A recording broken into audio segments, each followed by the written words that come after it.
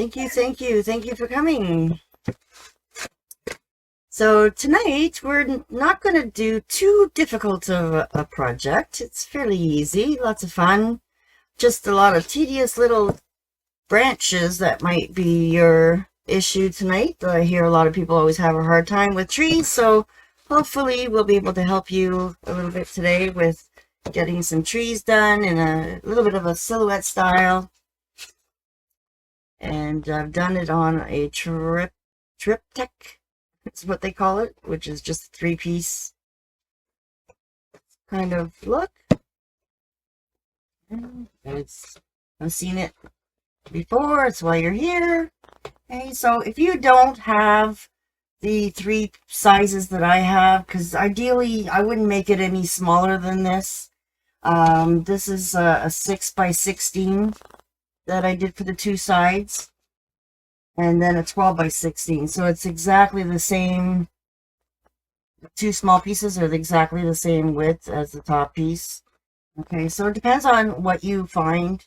If you really wanted to make it big, definitely go with a 10 by 20 and then use a 16 by 20 in the middle, and that'll make it really nice and like oversized kind of style that would look great over a fireplace or your bed, or you know, any place that you want to put it, or give it away for a gift, or even sell it if you wanted to. So with the camera view and space on my desk and availability for what I could find, definitely I'm going to be working on a little smaller one today. I'll show you guys down on my desk view that I've got a 12 by 12 and then 2 4 by 12s. So it's definitely going to be a little smaller version, but it'll be a nice size for you guys to see the techniques, and the same rules will basically apply. Doesn't matter what size you end up doing. Okay, so just looking at the middle one, if you wanted to do it on all one canvas, say you got a 10 by 20 that you want to do just one canvas and you want to do it sideways, that would look nice on all the nice long skinny canvas as well. So basically your horizon line is right in the middle. All right, so basically that's, you know, just your finding point of where your middle is. Okay, and then working around it as well and squishing it in. So I'm definitely going to be making it a little bit smaller and to fit in and tie into my size of canvas today. So like I said, there is ways of just squishing it all in. And the nice thing about the wrapped canvases is that I did do a bit of the techniques and the looks all around all the sides. So then that way, when you have a little bit of a space in between, you can actually see, you know, a little bit more finished design on both sides of each of the edges. So the one thing about the canvases that I found were that these are the, the double thick ones. So they actually might be quite nice too, because of the fact that we want to do a wraparound design on them and really, you know, put some of our branches and everything along the side. That'll give you a little bit extra space to do that in. And but definitely this is going to be like a smaller version of it. So hopefully you guys can see pretty good. And if you are doing 3 canvases, what I do suggest is to start off with them all close together to start doing your background. Alrighty, and then I'll show you through the process. We're going to start off with some black or licorice, whatever you have. And also what I like to do is use floating medium. If you guys haven't heard of that before, it's just what the fluff is inside of our paint without the pigment. And it just helps you float the color more easy and give you a little bit more translucent color and help that glide along the canvas, okay, or whatever you're painting on. Because if you're painting on wood, this would look nice on a piece of wood too if you really wanted to. But it's going to really absorb into the surface, so the floating medium definitely helps to give a little bit more moisture to your paint, because our folk art paints that we use, especially the folk art, the multi-surface, they're actually nice and thick. And the thing about thick paint is it gives you the control to actually thin it down when you want to, because if you're buying cheap paint that's too thin, then there's nothing you can do to get that color except for doing 3 coats of it, or you know, you have to really work on it harder to get the coverage. So we really do highly suggest that you use the folk art paint, and you won't have any problems at all. And sunsets can really be in any size colors, guys. It's really just playing around with, you know, your reds and your yellows and your oranges. You can throw in some aqua or teals in there. A little bit of cobalt in there, definitely. That's one of my favorites to use for skies and the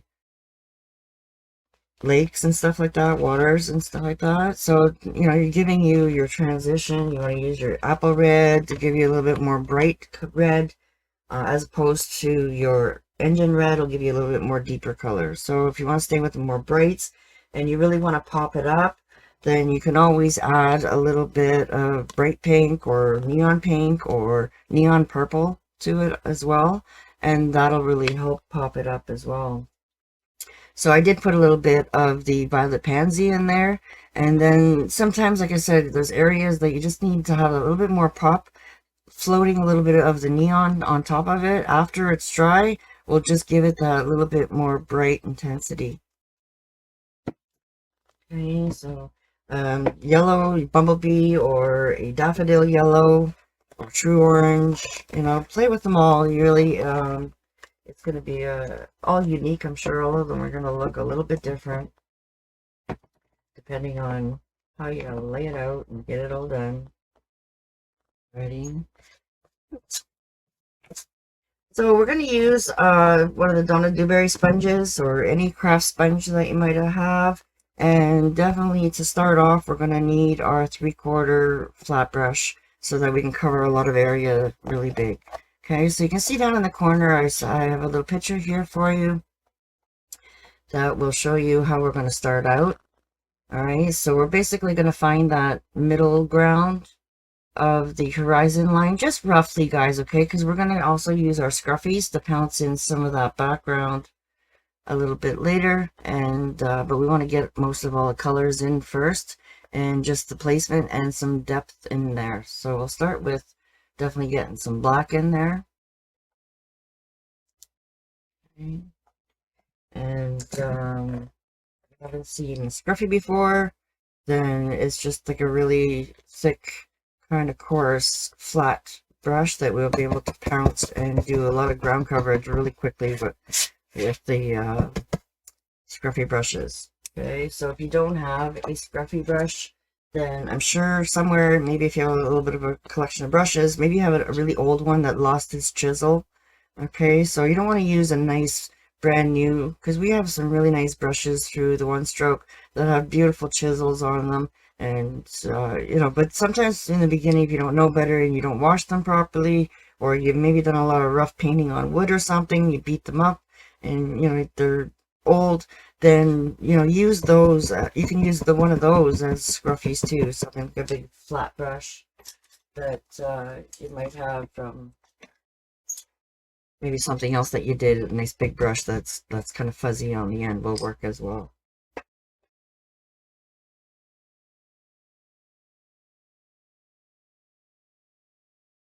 So we'll start off with our black. And with the black, I'm going to start using the brush. Okay, so that when we start playing around with all our different colors, we can save all those nice bright colors for our sponge, because the black will take over these guys really easy sometimes.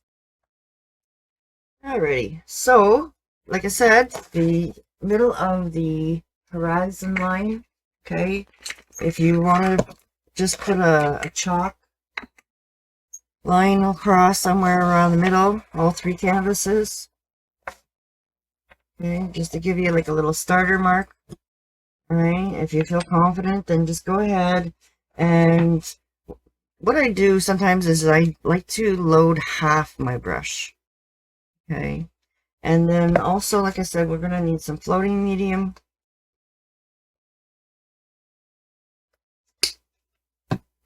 And to give it more slip and slide, what we're going to do is we're going to put some floating medium on the other side of the brush and just work it in. And if it doesn't matter how much it really covers, as long as you have a little bit of control of having some sort of little bit of a gradient. Okay, so you got the strong color over at the top that you can keep adding to and blending it into your plate. Okay, and then you're going to start skimping along, and you can see that I didn't do a perfect job. I just started off with just placement, but what's important down here is what I want to try and do for you guys is to give you that gradient, okay, to start. And you can go up and down and give it a little bit of hill placement. You know, make it just random. So we're going to pounce in a lot more later. And just give it some like hills, and if you want to have like a little bit more of a higher hill, you can come up a little bit higher, maybe on one side, and then come back down to your half here.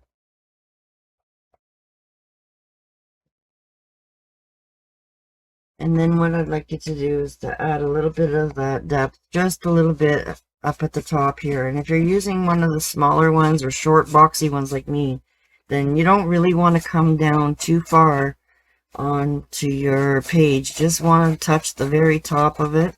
And if you want to add a little bit more darker, you can always add in a little bit of Dioxin Purple or Persian Blue. That will give you a nice depth darkness. But I tried to go with simple colors too that most of you guys have, and then you'll see that when you layer some of the cobalt and the purple over the black area, it'll still give you a very, very similar look. Okay, so it doesn't have to be neat. I actually went right across pretty neat, but I also want to give it just a couple dirty areas. And then where you want your dirty areas, you want them to make sure they float over all of your canvases in the same spot. Okay, so then that way they look like they're connected when you separate them. And then I just kind of put in again some dirty areas, add a little bit more floating medium as you need it, and it's just a little bit of randomness. And then at the very, very bottom, you're going to see that we're going to do a bunch of scruffy work again as well. Okay. Some areas, but the very, very middle we don't. Okay, I'm going to flip this upside down so you guys can see. Alright, so we just need a little bit of darkness here. Actually, mostly on this side, on the little ones here on the corners. You put a little bit there. Okay, and then a little bit more on this side, and just float just a little tiny bit over onto this one. Okay, so that's basically the finished part of that. So what I want you guys to do now too is, as we are doing the colors and the connection into our canvases, we're going to pick up the other side of our sides and just kind of float in a little bit of that color, okay, and match it up to both sides. Okay, so wherever you have a little bit of color, you're going to try and put that color right in around, so it wraps right around your canvases at the same time. Because sometimes when you try to go back in later and do it later, then it sometimes is a little bit harder to do, to match those colors. Because once you start doing a little bit of wet on wet and that kind of stuff, then it's going to be really hard to match those blends a little bit. So it's just easier to come over and do that now. Flipping there a little bit.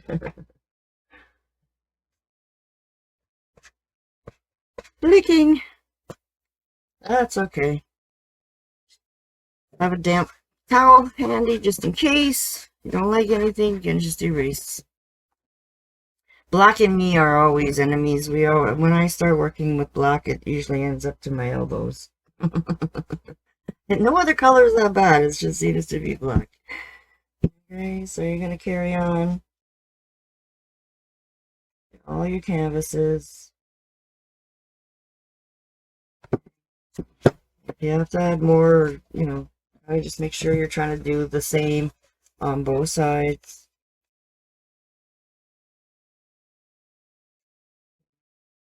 It's kind of flicky.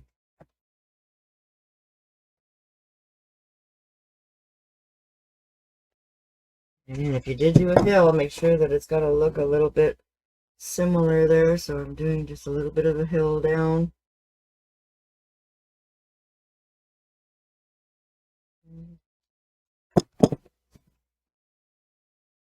Like I said, we can perfect that a little bit more later, as long as they match when you connect them.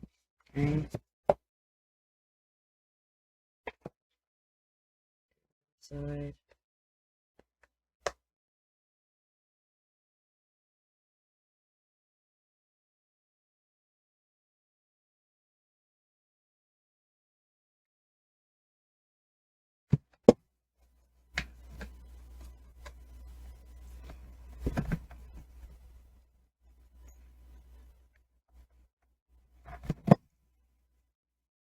Bit of a dirty spot there.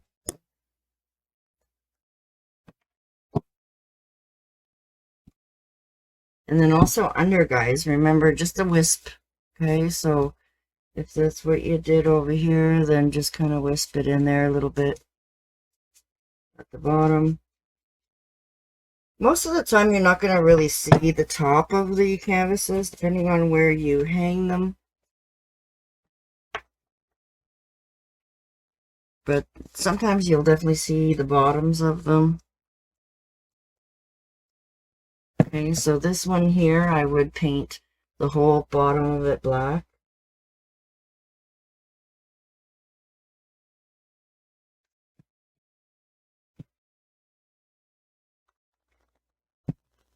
So that's going to wrap right around the very bottom.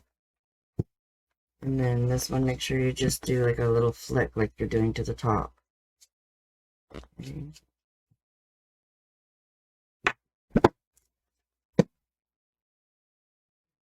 This one, same.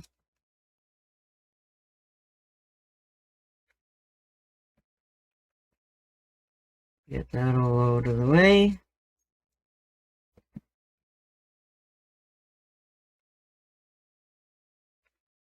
Okay. And then of course our tops too. You want to make sure the whole top is black.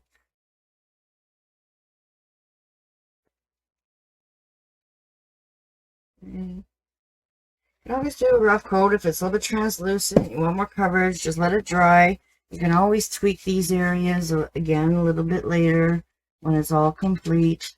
And then just adjust any areas that you need to with this black edges. Because sometimes it's not totally dry, and then I go and put fingerprints in it, and then you gotta go and touch it up a little bit later.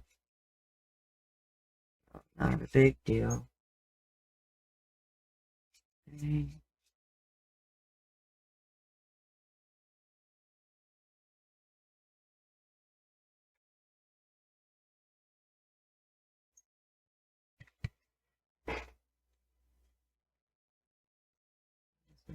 If you're making them short like this one is, try not to go too high.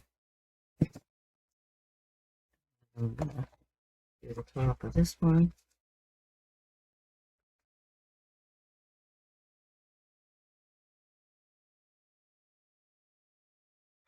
And these ones are actually not too bad, but if you like a little bit more of a smoother canvas, it's not a bad idea to give some of these cheaper ones, like if you get them from the dollar store or whatever.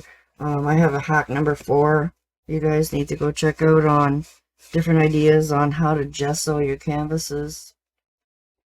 And it really does make a difference if you even if you just use some acrylic paint that you know your favorite colors, you just want to use up some yucky colors that you never use or something. You can always give it a couple coats, sand it in between, and And that might help a little bit too, but something like this should be pretty good. I'm flicking all over the place, but that's okay, because we're going to cover all that up with some colors, nice bright colors. And we're going to pounce any more areas up. Okay, so you can see I did a little bit more detail, but really, even if you just put placement there for a little bit for now, that's all you really need to do. Okay, so now we're going to put in some of our brighter colors. You can see I washed them right over each other, and you could use a brush too if you really want to, but a sponge definitely does make things a little bit quicker and nicer to play around with as well. So the first color I want to play with is our cobalt blue and our violet pansy to give it some nice coverage.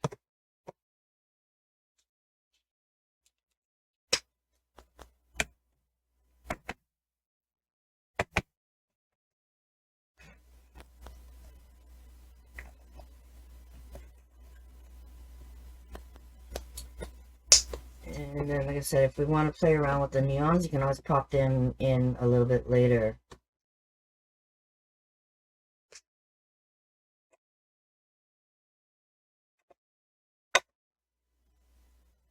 Alright, and then you may as well put in all your colors that you need. We're going to need some teal. And I'll use some apple red a little bit. Really, you don't need orange if you do some nice blending with your yellows and reds. You can always just play with those two colors and you'll come up with your nice orange. But if you need to tweak anything or put that in there, then definitely it's nice to have it around just in case you might need it. You can always throw in a little bit of lime green too if you want a little bit more of a lime in there. I've done that in a couple of I did the lime in the Valentine one. It looked pretty cool too.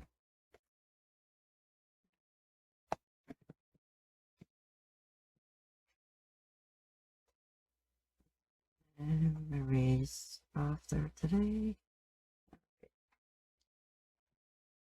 Okay, so sometimes we like to dampen our sponge just a little bit, but just dump it into your water halfway and squeeze it out really good, okay? And then it'll suck the paint a little bit better. Okay, so we don't have to rush this at all. You can take our time and have, accuracy. Sometimes I can get a little bit quick on things, but, try to take your time and enjoy the process. And I'll try not to work too quickly for you. Alright, so sometimes I like to just load up half of my sponge with one color. Okay? And then that way it leaves room for me to go over and grab some purple. Okay. And then you can blend them in the middle. And then what we're going to do is we're going to blend our reds and yellows on the other side. Okay, or if you have a different sponge. Okay, so I like multitasking and putting my colors in at the same time and having them blend into each other nicely. So if you tip your sponge from one side to the other side, you'll be able to start whisking in some of that blue. Okay, and you're going to go straight across. Okay, and then not too far over, just so, I'm going to leave more purpley on one side.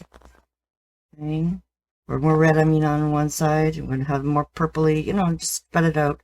So whatever you're doing up here, you're going to do right away at the bottom. Okay, so we're picking up that blue, and we're putting it along the very bottom of our water. And right away. Then we're going to tip in our sponge onto the other side and start floating in that purple. Okay. And you're going to go right over your black with that blue so that you'll get that nice dark blue up there. And then now we're going to work in our purple. And just try to kind of copy what you're doing. Okay. So before we get too far, we want to get into our side panels and just kind of copy that look over there. Blue at the top, purple at the bottom. I'm going to just float them into each other.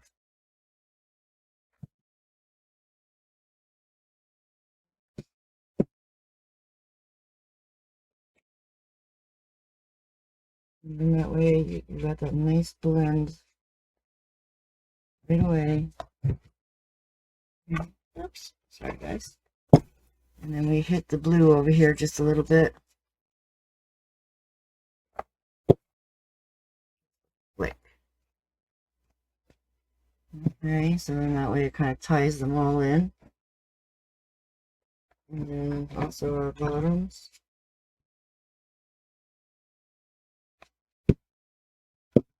If you're not getting a good coverage, you can always let this dry. Go over it again. I'm running out of blue already. But I always try to put a little bit at a time down because I hate wasting paint. So if you need more, it's very easy to go and grab a little bit more. Just whisk over it really lightly. Hopefully you don't have too much moisture in your sponge that it's giving you too much of a washed color. So if you do have too much water in your sponge, you feel, then just take an old rag and you know, sop some of it out, so then that way it's, and then reload your sponge again with some fresh paint, and then that'll help to dry it out a little bit for you. Yes, so don't forget to go right over your black areas with your blue. Okay. And then we're going to put this blue actually right down here at the bottom. Okay. You can add a little bit of purple in there, a little streaky purple if you want. I'm going to add to that too. Okay, so it's just to get that coverage in there, get a little bit of base coat started.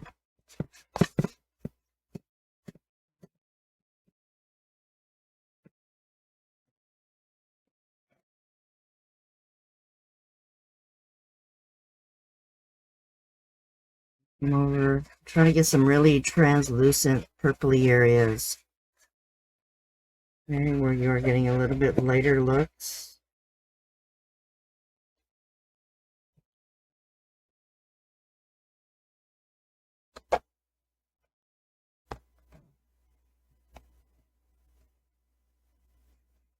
A little bit of a glare on my, you can see it's the purple and the blue when they mix together on top of the little skid of black. It gives you little dark areas, and hopefully you have a nice little peak of light areas of blue. Okay, where the white is showing.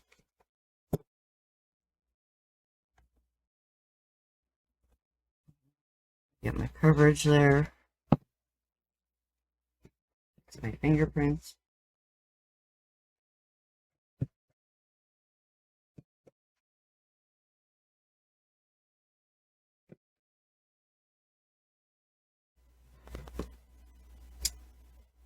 Alrighty. So then I want to pick up a little bit. I want to start with the yellow first. I want to get that brightness in there. Right? Because it's very easy to darken our sponge, but it's really hard to get that light brightness up. So make sure that if you're using the little one that's got the triangle side to it, okay, you can load it right up with the yellow. All right, and then we're going to start floating some really nice bright yellow into the blue, but don't touch the blue because sometimes you'll end up with that green. Okay, so you're just kind of floating it back and forth. And you can just graze over that little bit of a purple area. Yeah, we're going to put little skimps of areas of white showing. Okay, so don't put total yellow, just right. And then we're going to put the yellow all the way down to the bottom here.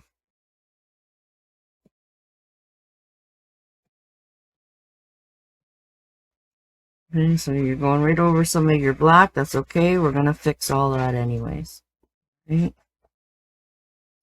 Sure that you're doing the same thing with your yellow all the way around the sides now, because once we get that red in our sponge, then it's going to be taken over.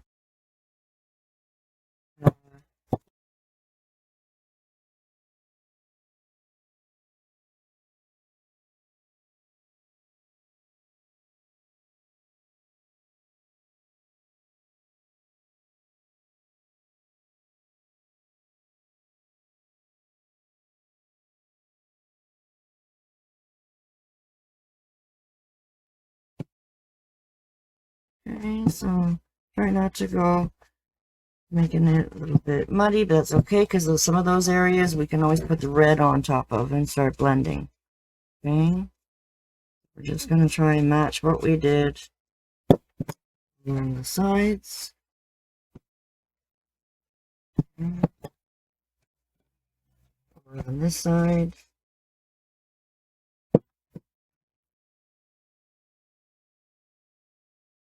The purple side.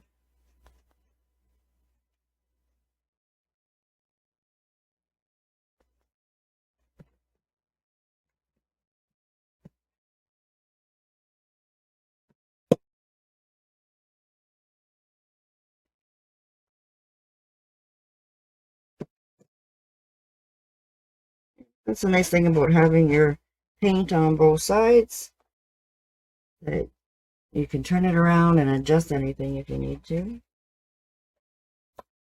Okay, and then just underneath the horizon line, we're going to add our yellow here too.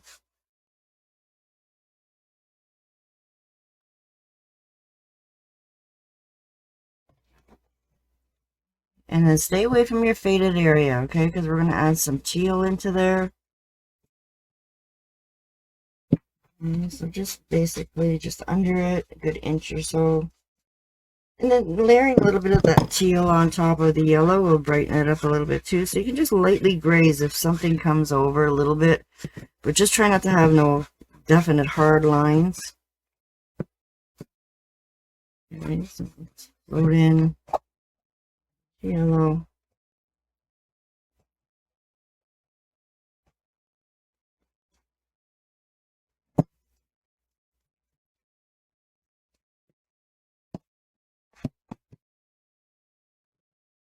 Sides.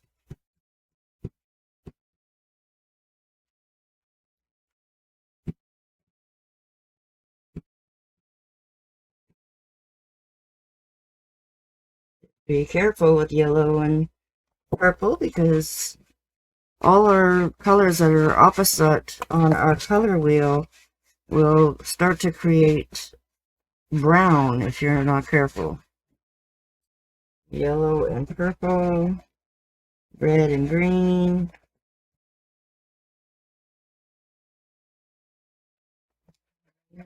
Don't want to have mud.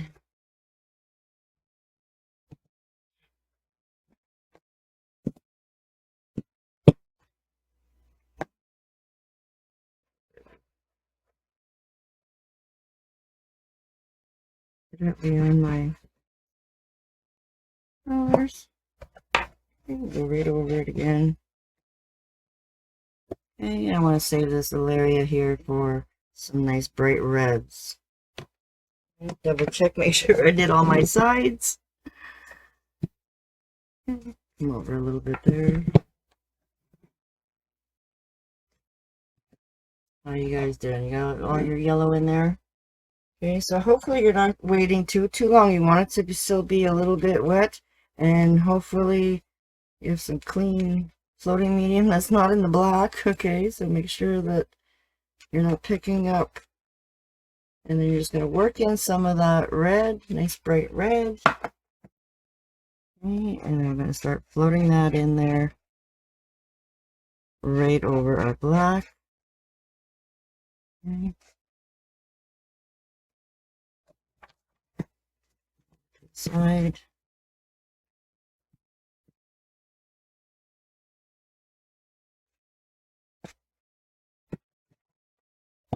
And wherever it's blue, okay, you can kind of float a little bit of that red in, just touching along the blue and the purple will be very safe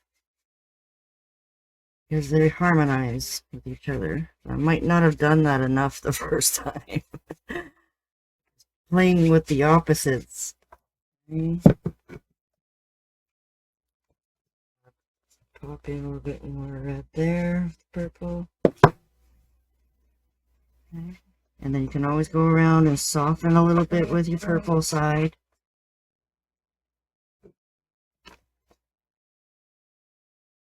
A bit more bright reds over the black.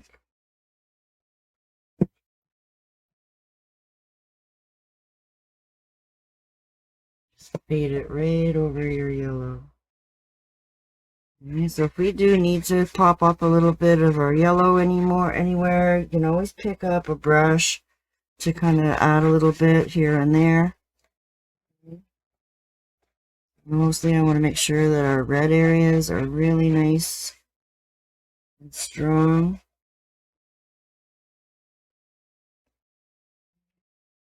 And then here at the bottom,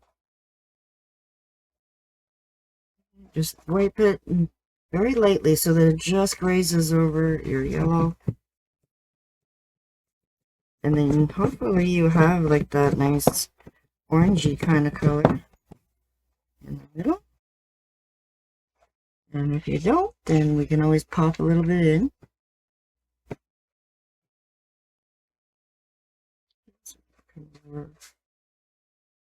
Add some red down here.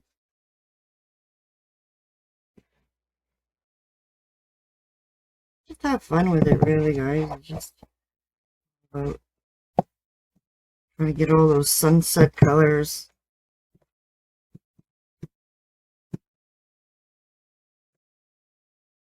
With a little bit of red over your black too here.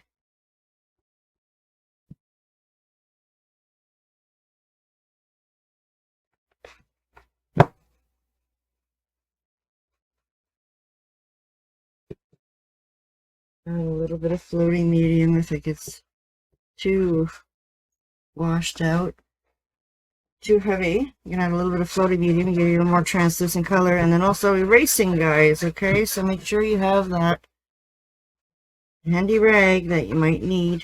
Okay, so if you're getting too much color, just dampen a rag and wipe some of it out.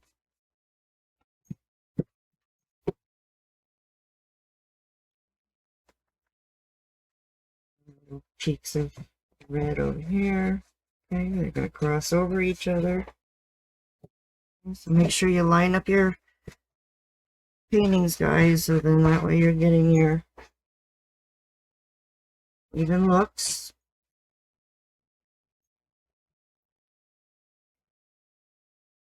And adjust them on the side once you find where the lines are. And some of this may not even be seen with all the trees that we're going to put, but it just makes it look a little bit more natural and interesting too when you have all those colors blended behind it before you. Okay, so my paint is getting too strong. Erase some of that and wipe it out.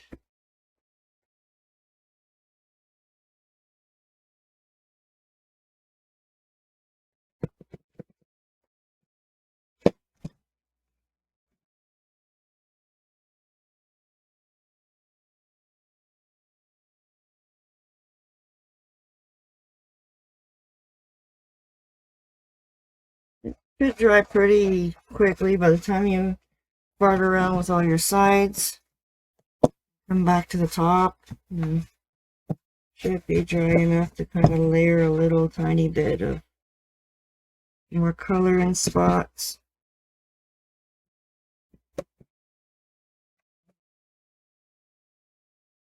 I want to add just a little bit more blue now over my red areas. And that should create a little bit more of a purpley look too, right? You're blending a little bit wet on wet. A little bit of floating medium if it's not blending properly for you guys. But not too much so it doesn't erase your paint.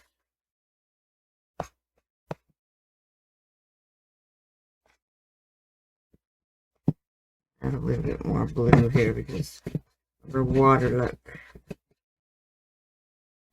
Okay, so I want it to be just a little bit more blue than the top. You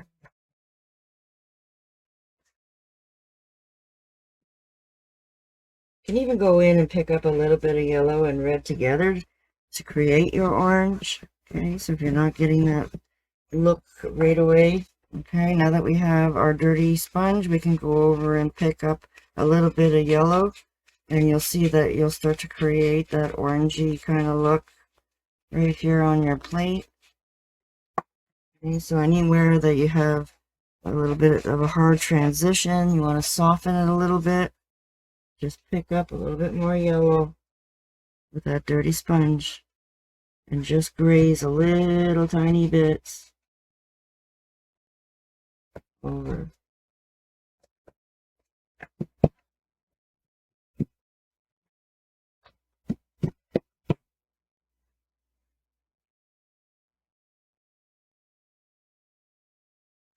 If you want to pop it up even more, you can always put a little bit of that neon pink over some areas, and that will really, really pop it up.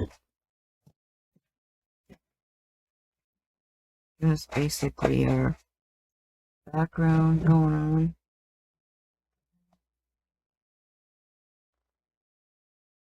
I think it's pretty safe to put our sponges. Oh, make sure you got all your sides done.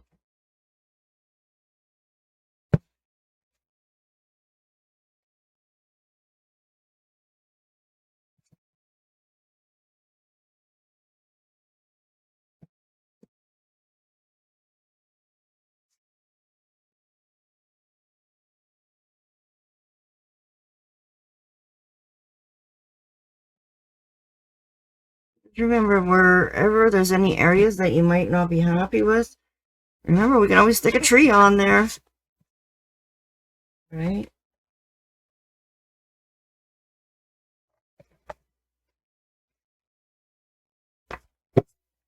Darken that a little bit. Well, ended up with blue over there.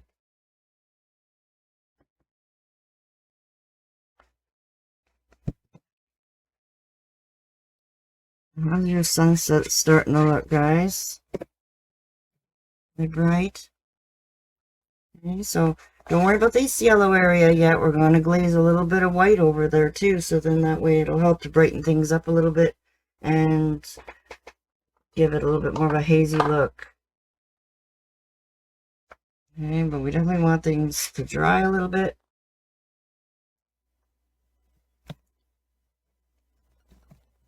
How you guys doing? You get the blow dryer out, dry things up quickly. Definitely, if you need to layer a little bit more on top of each other and you're having a hard time, then definitely let it dry, and then you can definitely pop over more colors. Okay, so I do want to pick up a little bit of that teal now. Okay, so moving on to the next stage here so I can show you.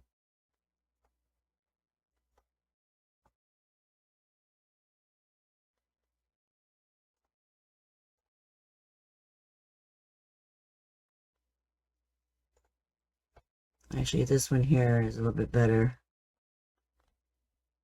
Okay, so now we're going to pounce a little bit of black back in to fix our horizon, and then you're going to leave a little bit of a gradient so that we can start putting that little bit of blue and teal in the very, very back there.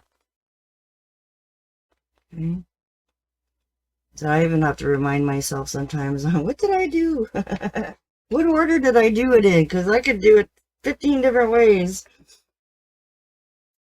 Alrighty, so if you have a pouncy, okay, so I'm going to come in and I'm just going to pounce half of it. So this is the large one in our value kit, if you guys have the Donna DeBerry ones. Okay, so we want to load up just half our brush, so then that way we have some empty space behind it so we can fade it up, fade it down. Okay. So the first thing that we want to do actually is start over on our sides. Okay. And just pounce that little bit of strong black, a regular, maybe you have to put it down on something so you can pounce on it really good.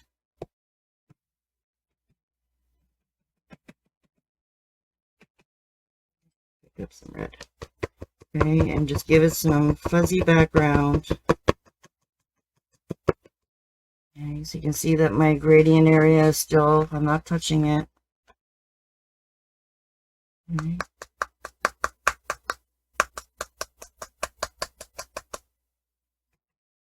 Get that touched up.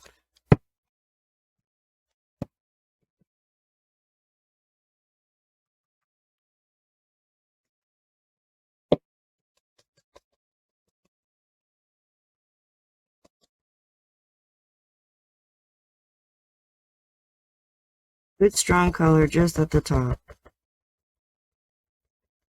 Just try to stay consistent a little bit, like you're like rolling hills or something.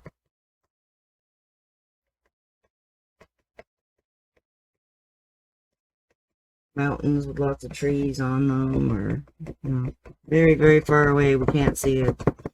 And the sun is so bright that, you know, it's just making everything look distorted and dark.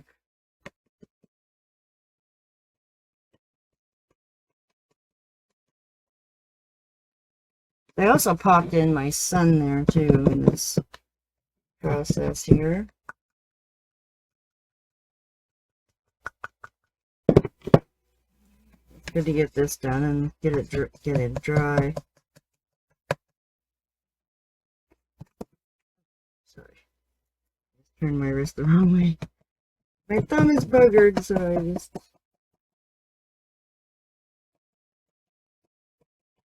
put myself there.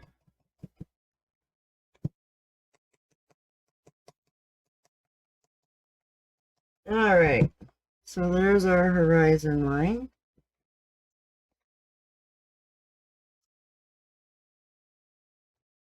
Pretty easy. And also we want to put some of that scruffy in the corner here too, so we can start putting some ground coverage in here.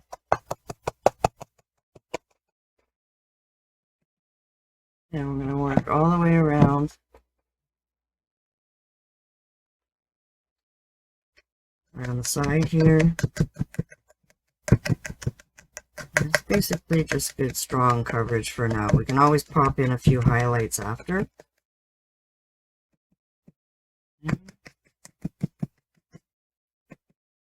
If you don't have a good coverage down here at the bottom, you can always go over it again.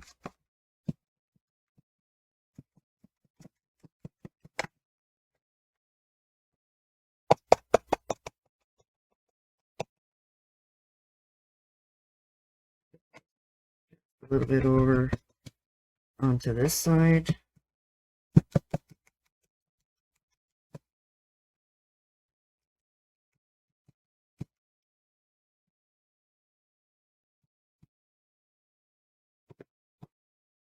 As long as they look like they were together. Over on your side. Match that little hill a little bit.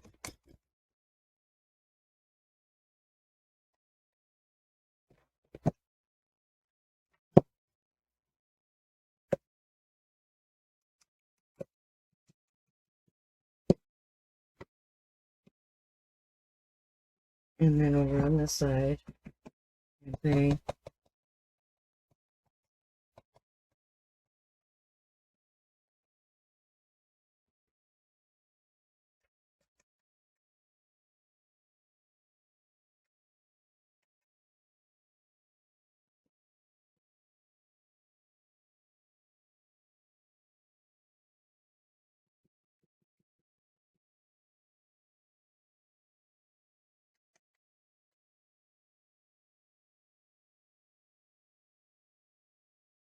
These work good for base coating too. Just kind of scrub with them. You can beat these brushes up. They make great erasers too. Sometimes I have stubborn dry paint that's a little bit dry, then I'll use them as eraser when they're clean, of course. Eyes a little bit. It's a great project when you have frustrations, especially when you have pouncies, because you just get all your frustrations out on your pouncy. One of my favorite brushes.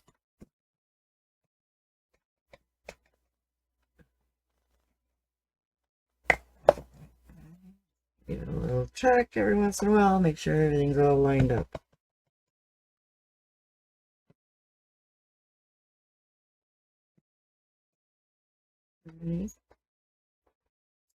Okay, so I think that's all we need for pouncing. So I think it's pretty safe to put that in your water. Because these definitely, if I didn't say it before, they definitely work better when they're dry. So you don't want to dampen these guys to give you your really good strong coverage. So hopefully you just used it dry. I didn't mention that. Sorry, guys.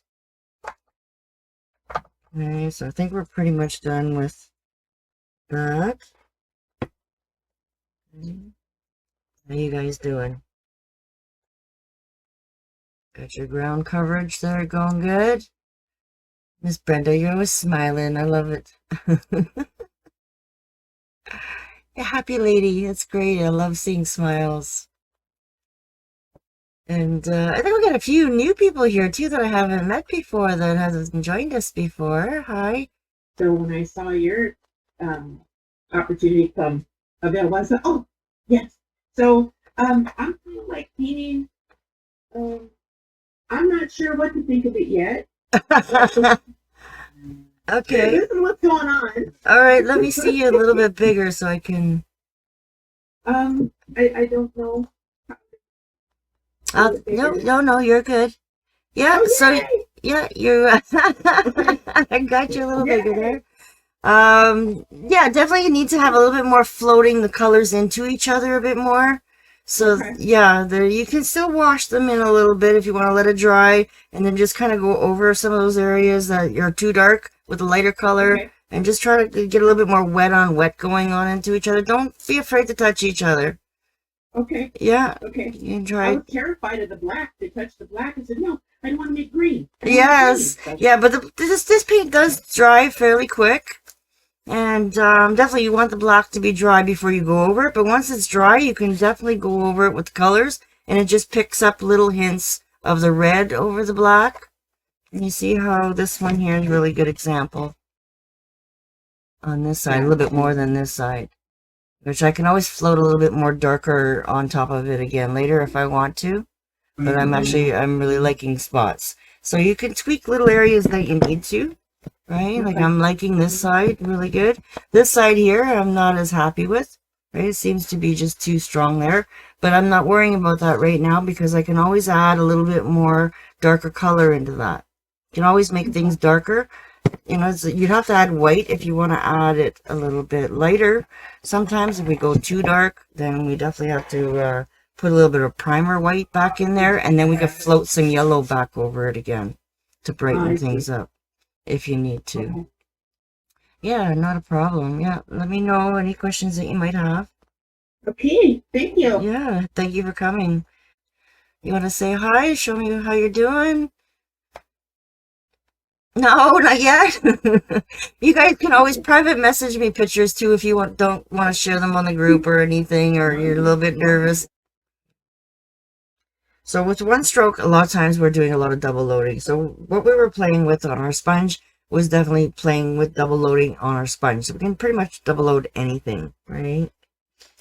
So we're also going to need a little bit of more fresh floating medium.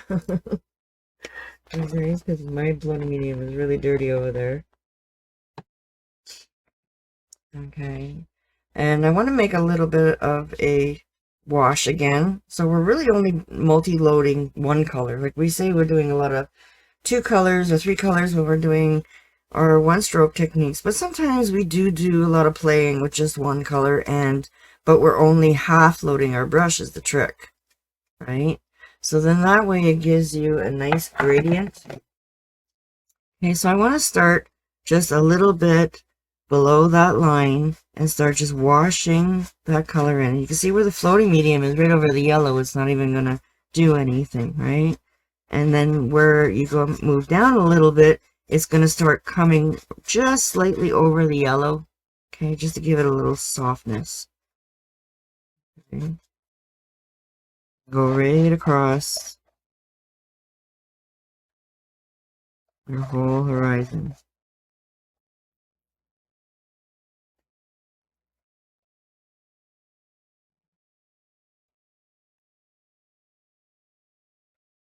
Just enough to say that you're going right into the yellow. So if you're using your big 3/4 brush, it's basically the width of your brush that you're going straight across with at your sides. A bit more floating medium.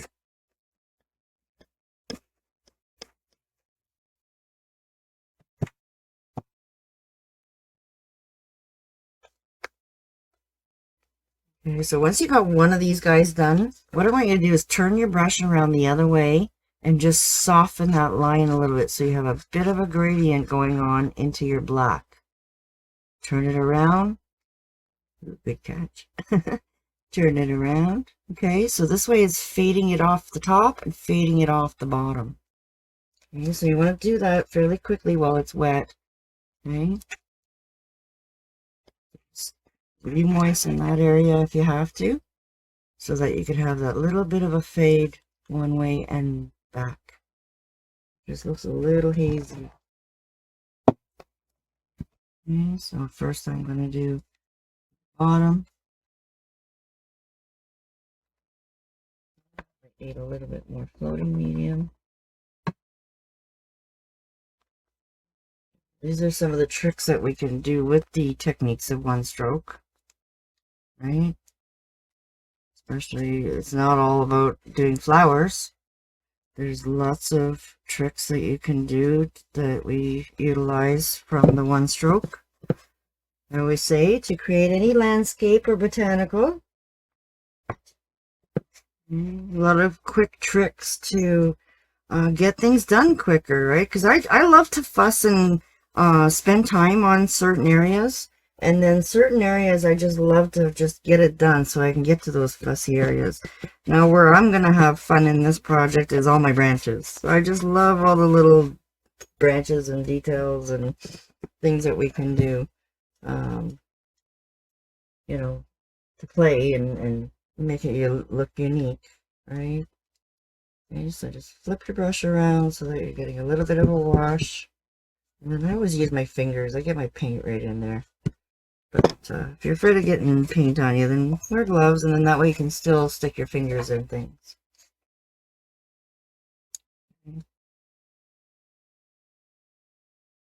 Because sometimes our fingers are just one of, our best tools.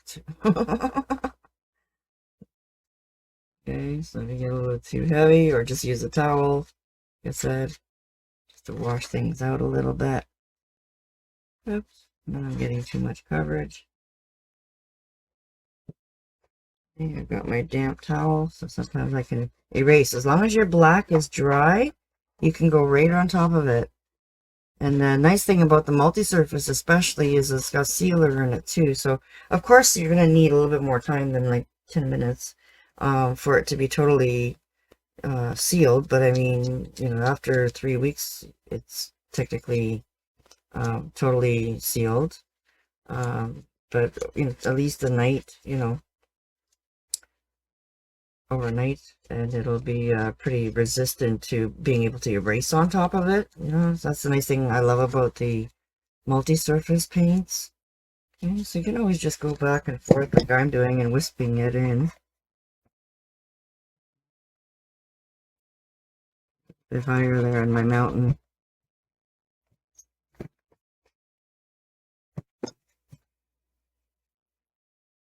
Just kind of so you're getting that transition of color. Put it in there.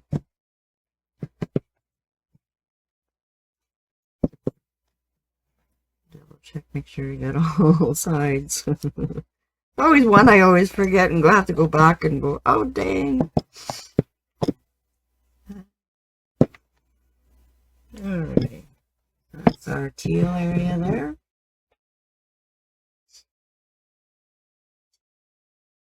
Okay, and then right on top of the teal, okay, I want you guys to play around a little bit more with even adding some more blue.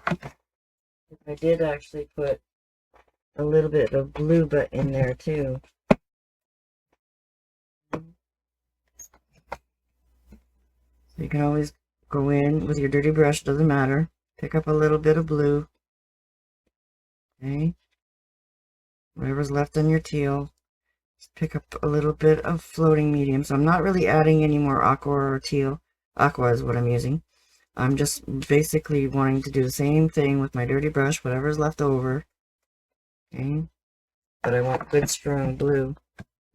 Okay, and then you can always graze just a little bit of that blue in there too, over the black. And it'll look, don't touch the very top, just graze over that top area so you got that little hint of black or true black showing.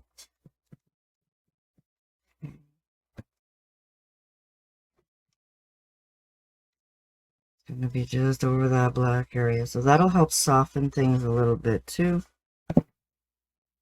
And you see that? Going right over that black.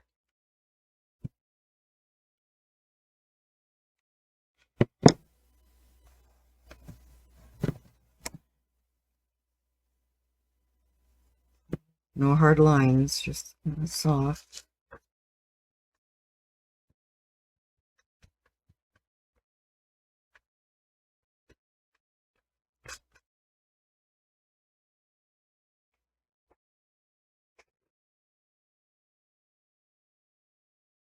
Just be random, like, you know, just try to kind of smudge it into the black a little bit. Alright, so that it's not an obvious transition there.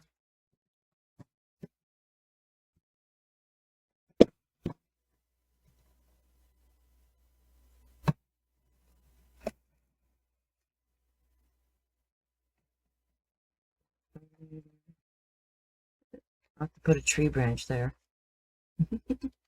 So that's the nice thing too about this too. It's pretty forgiving because your branches, your trees can be put, you know, really wherever you want them. Okay. A little bit of the darkness at the top, that very, very back. Oops.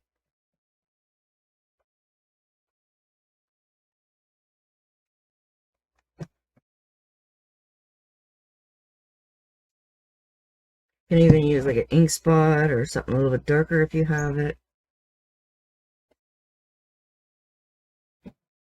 See how that just kind of fades right away out into the sunset a little bit there. Yeah, glazing and the sun. And then if you guys need a little bit more time to catch up, or you want to let your backgrounds dry before we start doing our trees, then we're going to have a little bit of a break in that time there, and then you can get the blow dryer out and dry your canvas really good. So you can see that little bit of a transition there. And I did come around here along on the side here, but I think that was all covered by a tree anyways.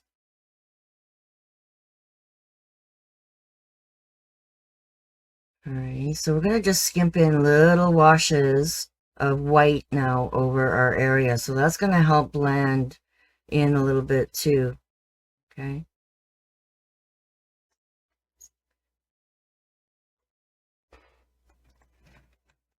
So hopefully you have some a clean spot for some white.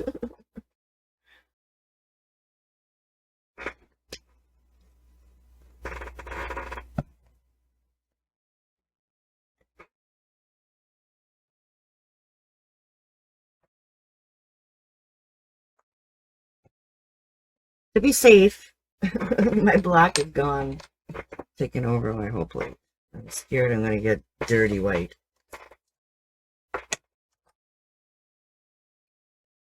So we're just going to pop some white over here.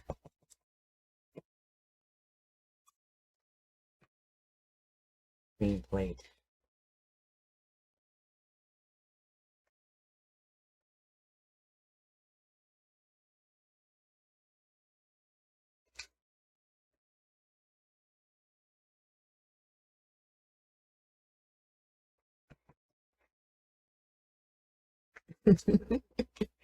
I'm getting paint all over me today. Trash the nail series. This is what I call this. Getting excited in this one. I love it. There's nothing like having paint all over your hands. Okie dokie. So, again, same trick. Clean brush. Alright. Pick up some floating medium. Come over and just pick up a little bit of white.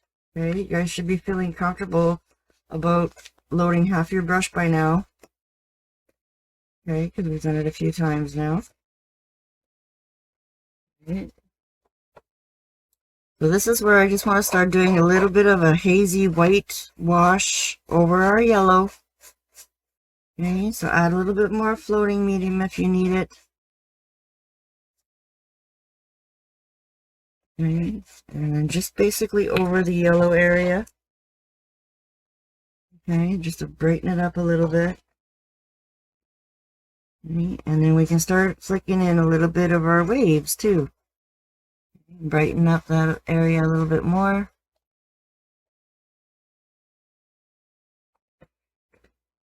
Okay, and then just lightly glazing. Okay, the more softer you make it, it looks like it's more still water. If you add more streakiness to it, like really strong streaks, you can always go sideways too and add really strong streaks. Okay, so that'll look more like waves. Okay, so if you want it to be just very subtle and soft and very, very milky, very, very soft.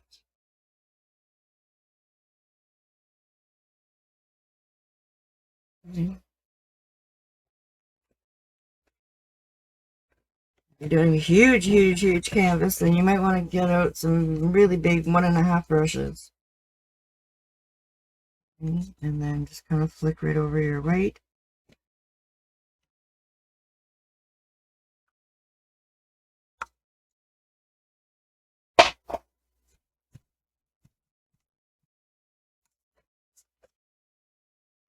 That off. A little too heavy there. So the paint is pretty forgiving. Catch it while it's wet. You know, you could just take a wet sponge and erase some of it. Soften some of it. Okay. If it's still a little bit damp, add more floating medium to it, and that'll help to make it more translucent as well. And see how I just erased it? It just breaks down the paint a little bit if you put too much, right? So sometimes we need to add that too much just to erase something.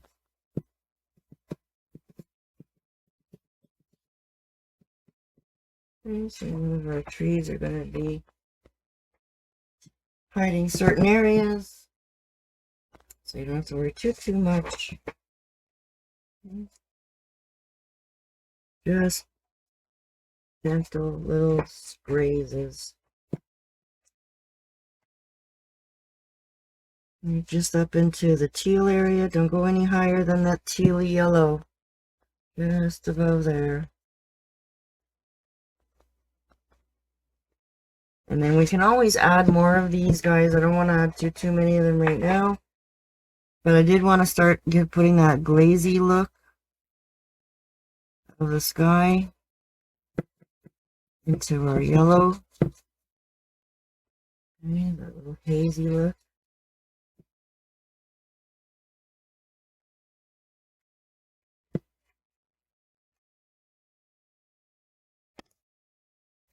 We don't want our red to be pink, right? But that's okay if it does, if you need it to soften some areas. Okay, see this area that I wasn't happy with? I'm just kind of grazing some white over it. Lots of floating medium. to lighten it back up, and then I'm going to let this dry, and then we can always float in a little bit of neon pink or any brighter color. Okay, just to kind of lighten things up a little bit and fix any areas. Then you just add a little bit of white to it. Okay, just kind of flick it out so you're not got no strong lines.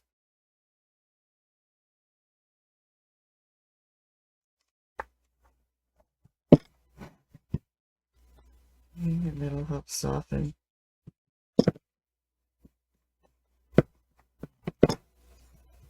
Areas. A bit of haze over here.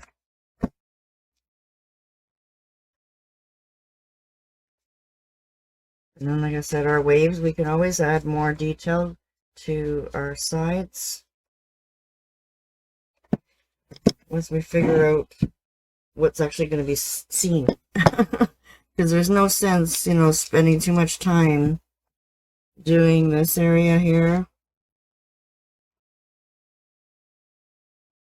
Okay, so you see how that just softens into the yellow, into the red a little bit. And then I can always pick up a little bit of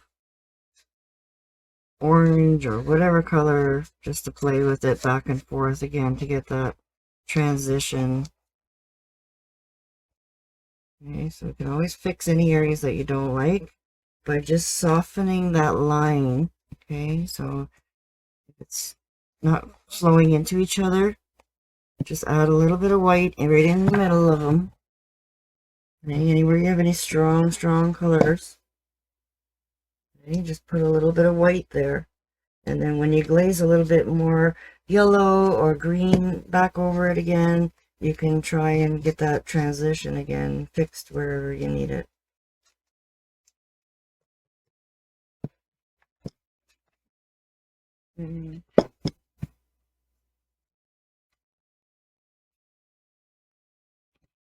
We've got that floating medium in there, so you get that milky kind of look, soft look.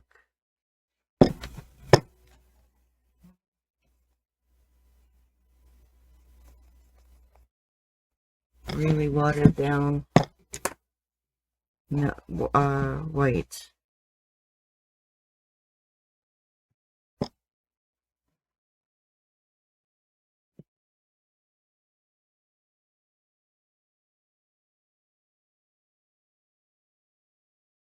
Right here we want that nice and soft transition. Pick up just that little bit more yellow. Okay, so I had some dirty spots I was trying to cover there too from my black flicking. Okay, so you see how I added the white and then I added the yellow right back over it again. Okay, and then the yellow will pick up a little bit on that white area. Okay, now that it's dry, always brighten it back up a little bit after.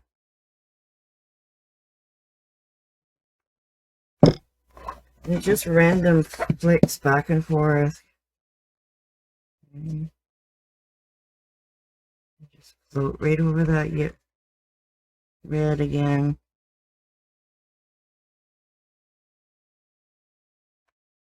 Just to play around with any areas that you don't like.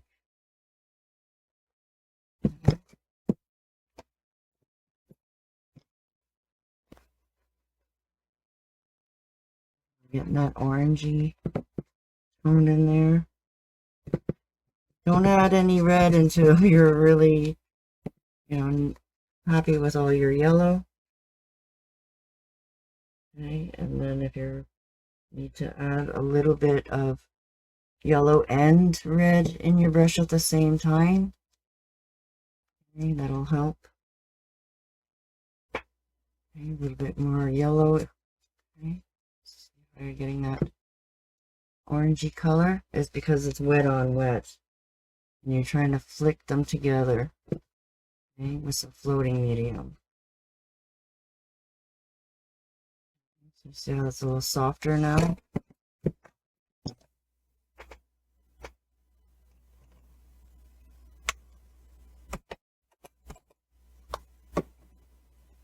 Double load our yellow and our red. Okay. As long as you have two colors on your brush, you'll be fine. See, sorry. You're going back and forth with the two colors.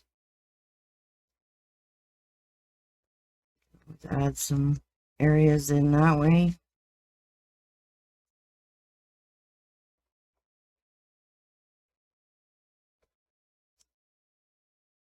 Floating medium.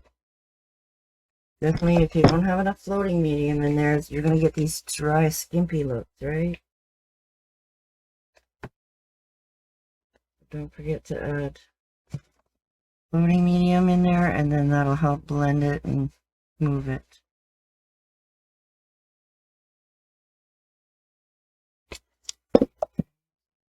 Little orangier areas back in there. This side I was okay with.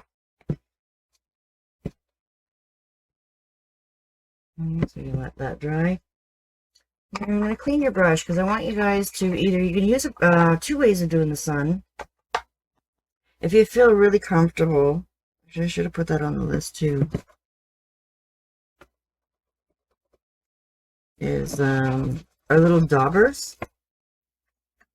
Not so much little daubers, our bigger daubers. You usually get a kit of them, and the larger one is actually perfect size for our sun in the background. Actually, there is one more even bigger. Okay, so if you want to make it really big, I wouldn't go any bigger than the big one, depending on how big your canvas is, guys, okay? So if you want to do it freehand, then you could also do a one-stroke technique. So we're going to add some yellow back over into our white. Okay, and multi-load our brush with the two colors. Okay, so we just have a little bit of white around the rim. Okay. We want to find our spot just above the horizon area. Okay, so just into that, starting it into the darker area. Okay, so if you want to do it by hand, what you're going to do is find a pivot spot. So you're going to have it right in the middle, and you might even want to downsize if you want to have a little smaller circle. And you're going to pivot your yellow, and you're going to spin your white all the way around in a circle. Okay, and you can go around and play with it. Go from 9 o'clock to 3 o'clock. And come in from underneath to fix it. I usually go from like 6 to 12 o'clock, and then, you know, 12, wherever your reach is, like whatever you can spin around in. Okay, and then just play with it, guys, so that you have mostly yellow and you just have that little tiny rim of white around the outside. Add a little bit more white so you get a nice clean line. Okay, so if you want to do it by hand, you can do it that way. So this one's a little bit too big now. If you want to do it with your big sponges. Okay, so they're just like your regular sponges. You can dampen them just a little bit.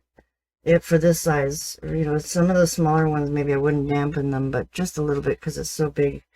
And then you can double load these guys with your white, little bit of white. Okay, and work that into your little sponge, and then you can do a little turn, and you can have your sun easily put in there with a little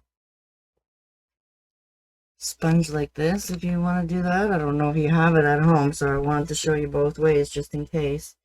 And then just like your other sponge, you want to put it in water until we can get it over to the sink with soap and water to keep it moist, okay? Because once the paint dries in these things, they're not so good anymore. So just keep it in the water until you're ready to clean it. And then if you want to fix any areas or neaten up any areas, you can just dampen a clean brush and just kind of rinse You know, kind of erase anything that if you're not happy with while it's wet, you can catch it and, you know, erase and make that nice and smooth kind of look. All right. Some of our trees are going to definitely sit over our sun a little bit too. All right. So basically this is the first part. All right. It's getting all your background done. And making sure that it's all lining up together, and we can always wash over it more color. And then once we do our trees, okay, you'll see once we start lining out the main part of our trees, you're going to see what pokes out. And at that moment right there, if you feel like you want to add a little bit more color, then you can always, you know, pop up some colors. Okay, and we're going to add a little bit more brighter neons or oranges, you know, to play around with them a little bit too. Okay, so over here on the side, okay, so you see how I have those white areas there. Okay, if you're not feeling comfortable with your mixing of red and yellow to get your orange, you can always pop in just that little bit of orange. Okay, right over those areas you want to fix. Blend.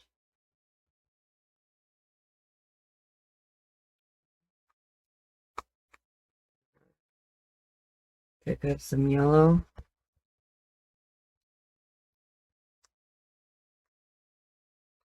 Get that little bit of a gradient going on.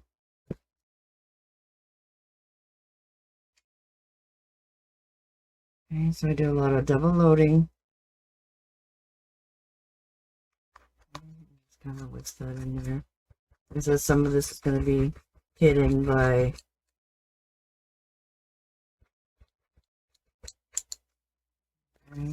always add a little bit. Float in more color. Add some floating medium in there so it really transitions it off into your yellow. Okay, see how that's popping things up a little bit too. Your strong orange here in the middle. And you're going to pick up some floating medium to float it into and above and beyond. You have your strong color still in there.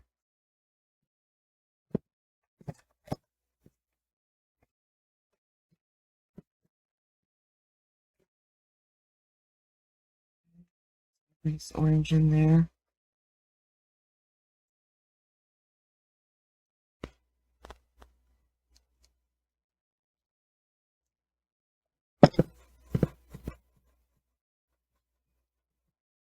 Graze lightly over the red area. Have it disappear.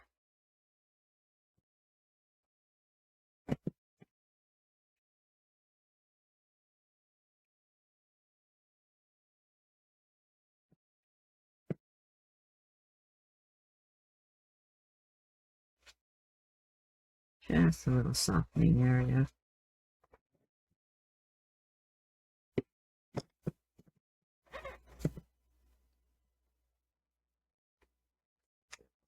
Here.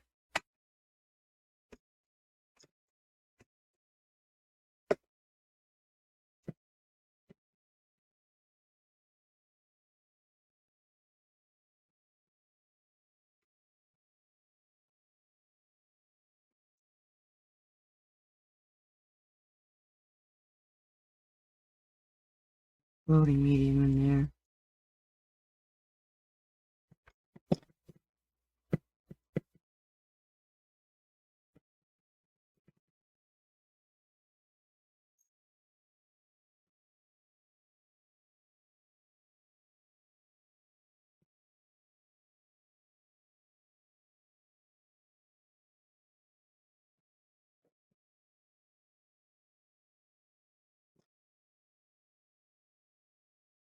It's that little peak of orange.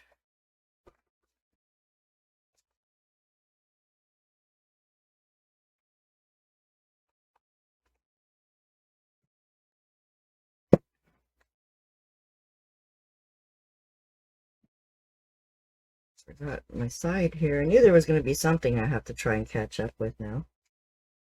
Now I gotta try and create that yellowy orange and bring it over here. I'll just add some. Doesn't have to be perfect, guys. Just kind of have those colors marry into each other. Pick up a little bit of blue if you need to.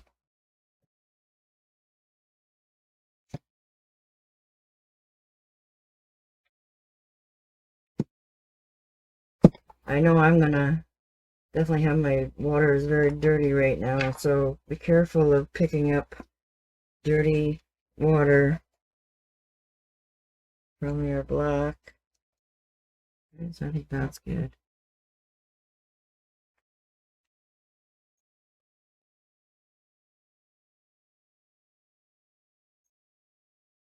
So you gotta be really careful with all your opposites. Like I said, the orange and the blue and the purples. Try and keep them all separate. Or layer, let them dry and layer on top of each other, because when they blend, they will definitely look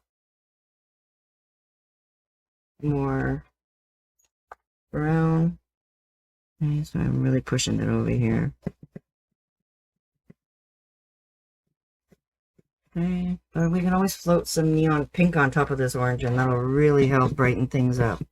Okay, so this is where I want to play a little bit more this time. I always change things up every time I do a design. The second time, I always seem to make it more or better. And then, like I said, I did do this one a long time ago. I do like the neon pink as opposed to the bright pink, because it will give you a little bit more water translucent color. The bright pink has white in it already, guys. Okay, so if you're using bright pink, you might notice a little bit of a difference. Okay, so you can always add just like a glazing with a little bit of floating medium. Okay, and glaze a little bit of pink over there, over the red areas, orangey red areas, just little pops. Okay. Brighten areas. If you have the neon colors, they're lots of fun.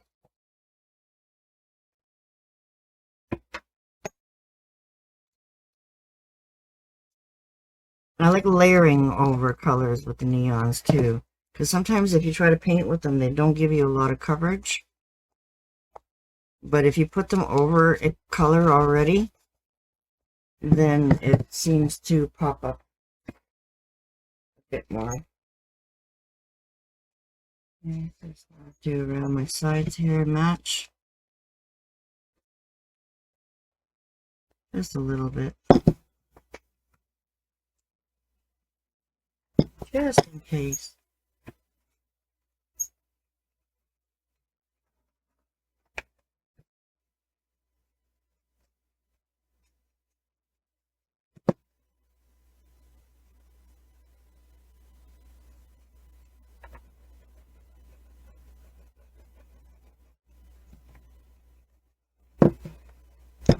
Makes it look a lot hotter, eh?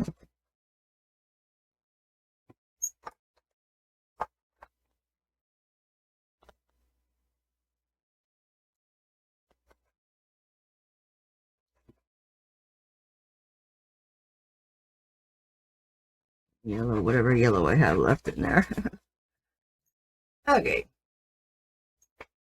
Alright, so hopefully you guys are happy with your backgrounds. Like I said, I tried to give you some options here just on how to get yourself out of areas.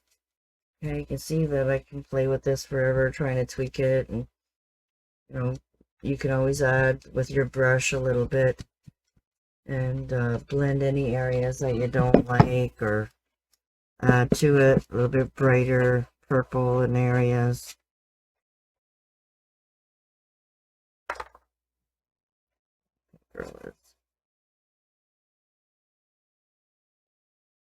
That neon purple.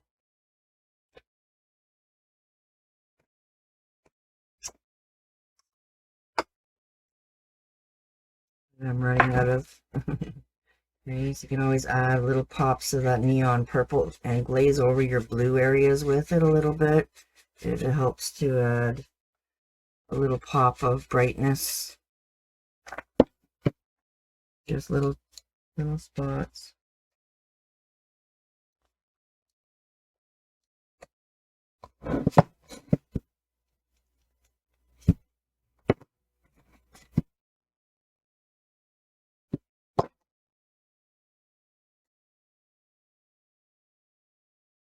Even the neon purple over a red area a little bit. You see how it just kind of deepens things a little bit?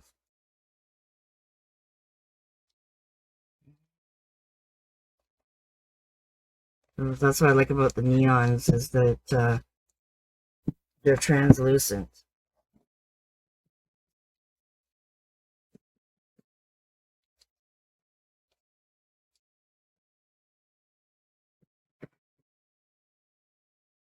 I know I said I was going to let you go have a break.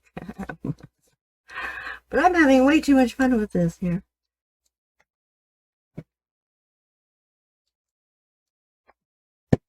Okay.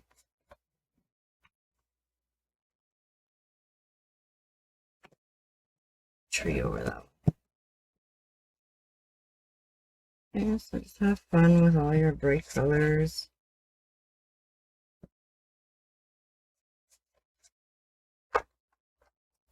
Alright.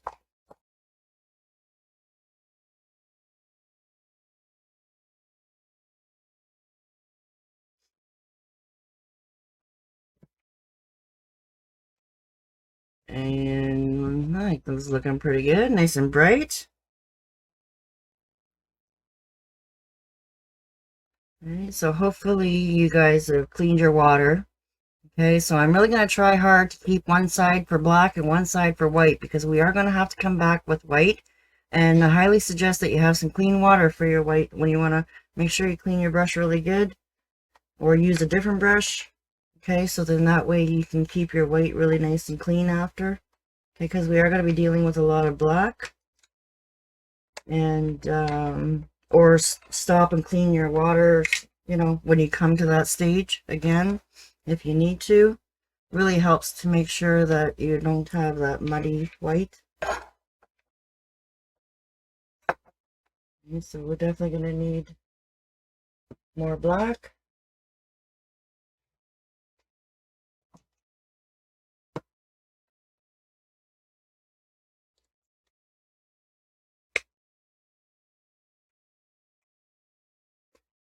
And what I like to do in the beginning, guys, is getting your placement in there.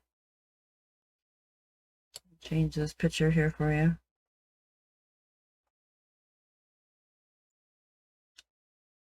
Okay, so what I like to do is just get rough placement in at first. Okay, so you're just going to put in just basic strokes, you know, just get the coverage going. The one tree on the right hand side basically goes off to nowhere. So that's the right side.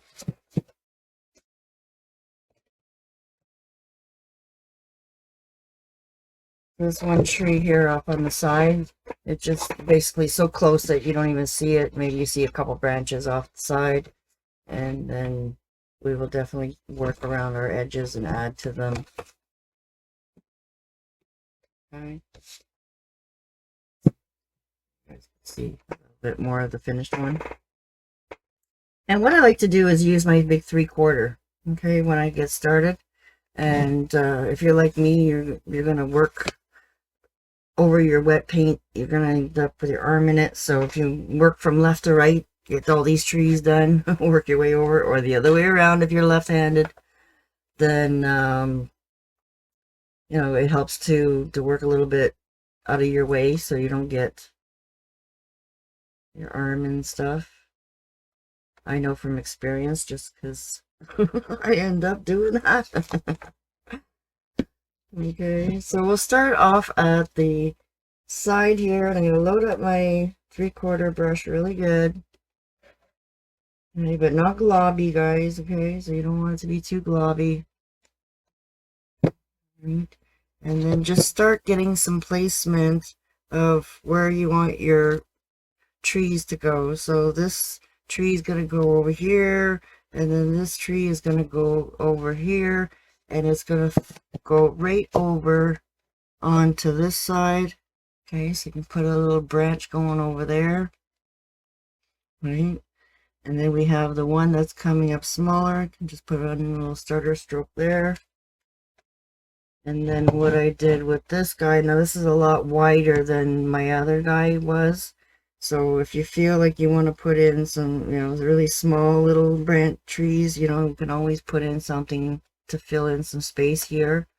And then where I did this one is kind of split right in between. So we have some of it over here and we have some of it over there.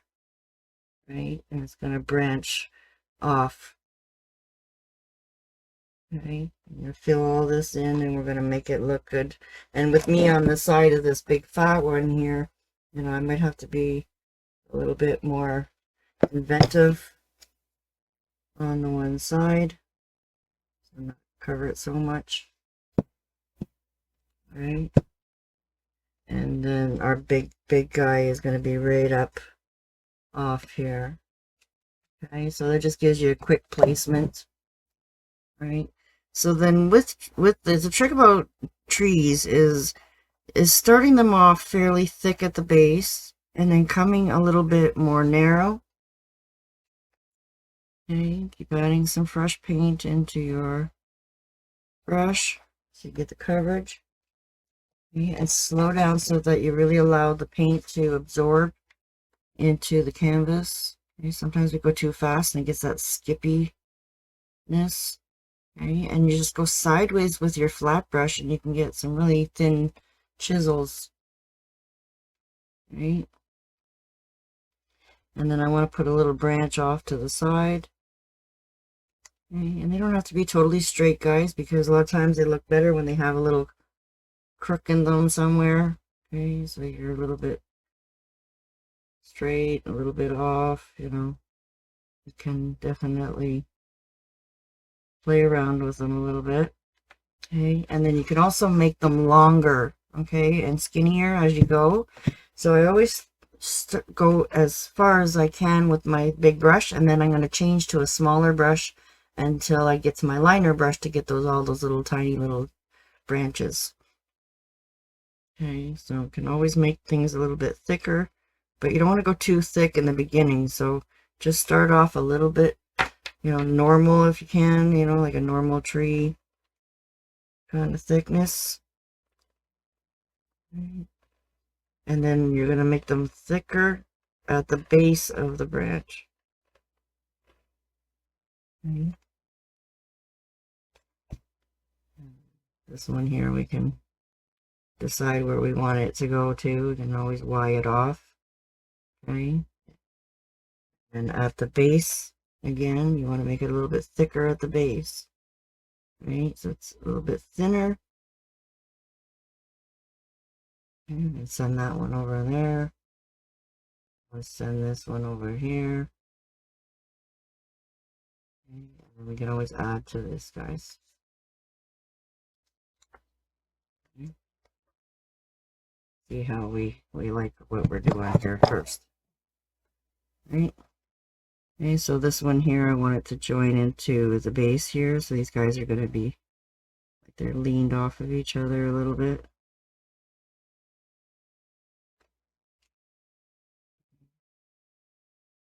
And then we're going to let this dry, and then we're going to put our highlights on there. So this should disappear right into the bottom. Okay.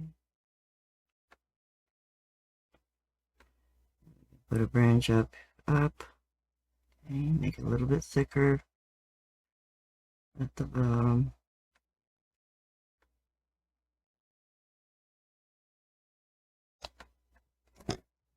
And then do the same thing over here.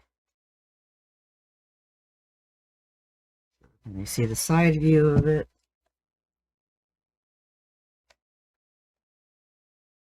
And you can always make things a little bit thicker.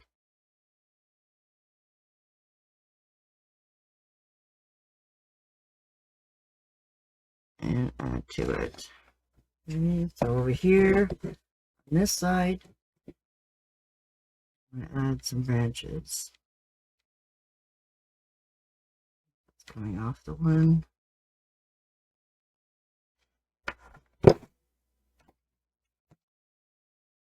And this is where I want to make sure I have clean water, because if I want to erase anything, then I have some clean water that I can wipe it.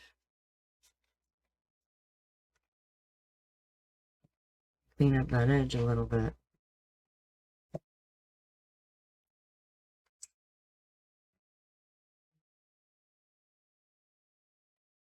Add to that a little bit more. Don't want to go too thick.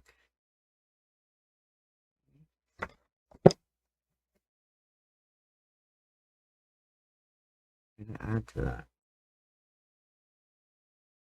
Okay, and then this little guy here, start making him a bit thicker here off the bottom. Add some branches to him. Okay. So usually they're all like a Y, right? And then off your Y, you'll have another Y. And then another Y. And they're usually about 2/3 area or 1/3 area. They're not usually like exactly half and half. But you can definitely add to them. Okay. And just using the chisel of your brush. Okay. But right at the bottom here, you definitely want them to be a little bit thicker at the base. And if you're not feeling comfortable with your big brush, then you can definitely downsize. Okay. You can see how it's a little bit skinny right here now. So I need to thicken this area up to match. Okay, so this is why I don't start off too thick, because you can always make it thicker. Right? Especially at the base. Just a tiny little bit. Okay. And then what's going to make it pop out and separate is also the little highlights that we put. Okay, so make that just a little bit thicker at the base. Okay. We can make a smaller one over here. And let's make this a little bit wider here.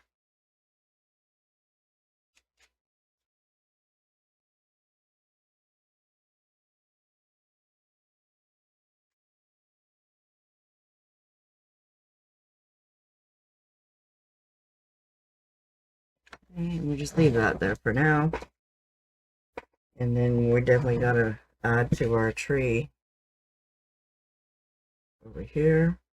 Okay, so I'm just gonna make it look like it's popped off there. Okay, but I'm not covering it all the way. Okay, so I know you can't see.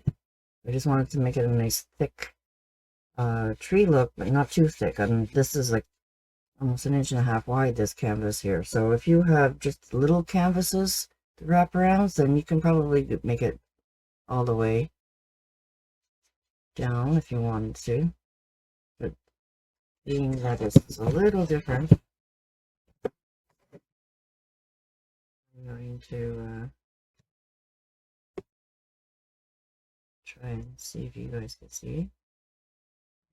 Put a branch off of there.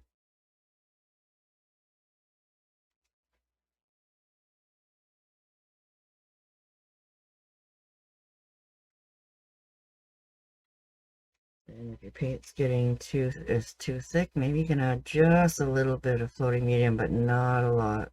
Okay, guys? Just keep adding more fresh paint. Let's put another branch there. Branch there.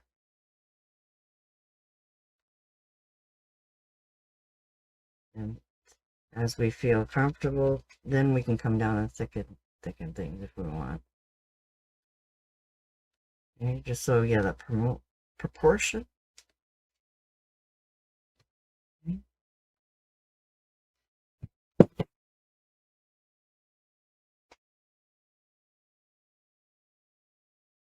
Here, push, push, push. And then just to join it here.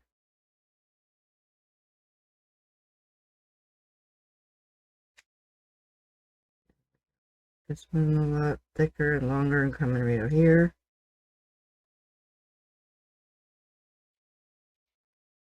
And make it a bit wider.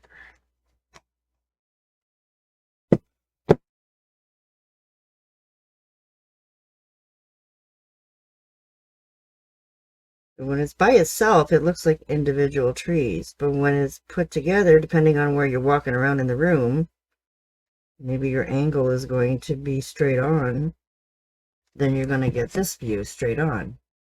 But if you're walking around the corner, you start to see a little, you know, it just looks like it's all together there, but not.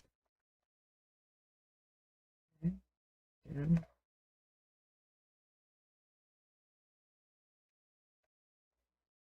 Put it a little bit on an angle.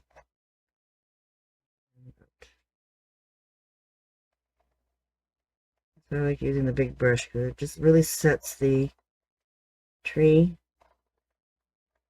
all the main branches, especially this big. And then come back down. You can have some of your branches come right off the edge off the top. Okay.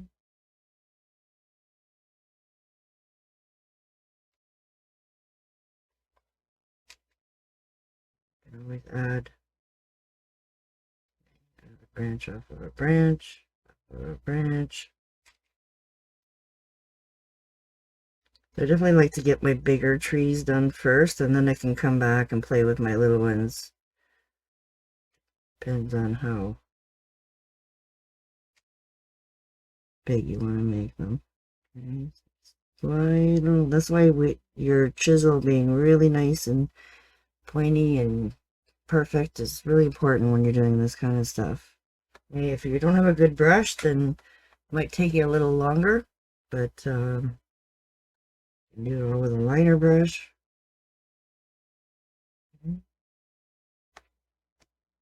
So off of all these branches will be another branch, right?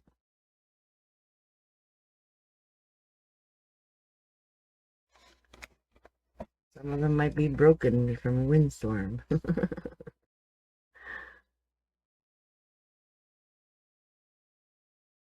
Always add to them.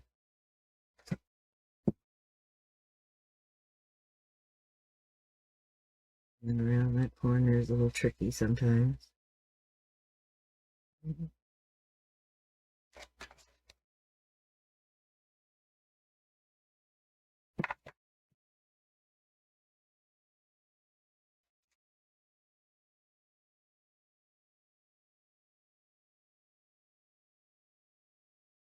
Having all the thicknesses are really important. A lot of people make them all too skinny or all too fat, right? So you want that progression of a little bit thicker at the base and then out to a point.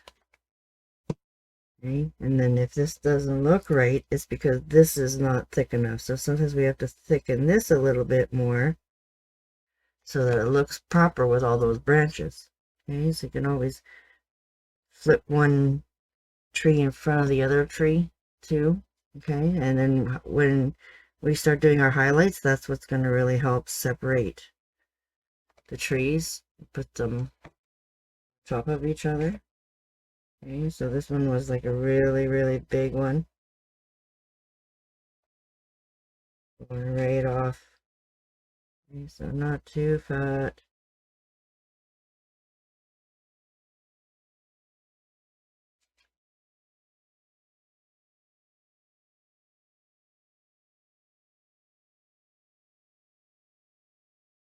Make sure you have your edge is really nice and smooth. So sometimes you have to pick your canvas up and go the other way, so that way you got a nice edge.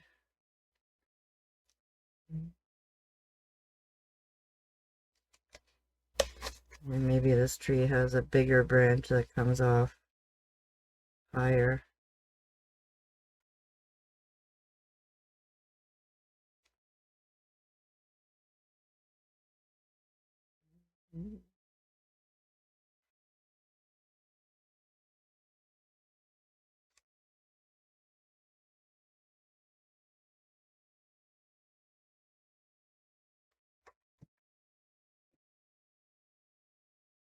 Always change it up, guys. Make your trees your own.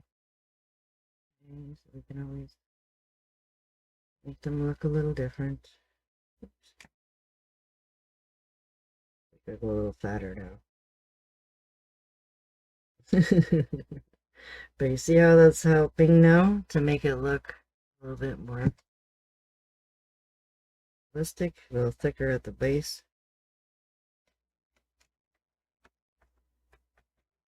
Okay. Go back to our first one again. And again, you're going to start giving these guys more branches.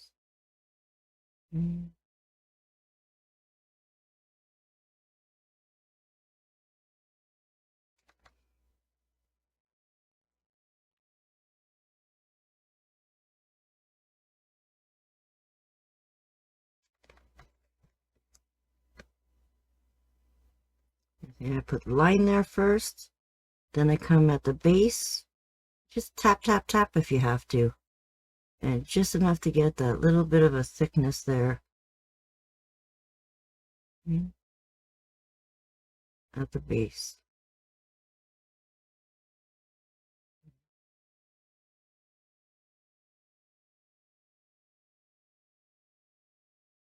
That one can go right off.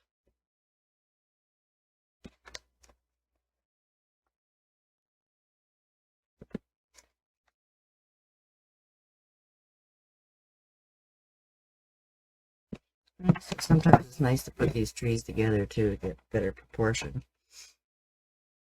Okay, so we want a big branch to come over here.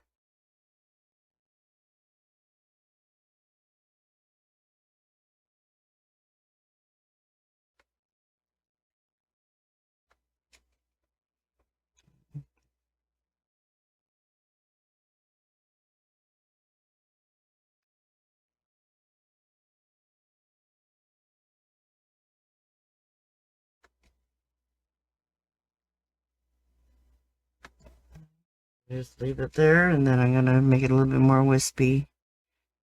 Our liner brush. Okay. Put this right over there.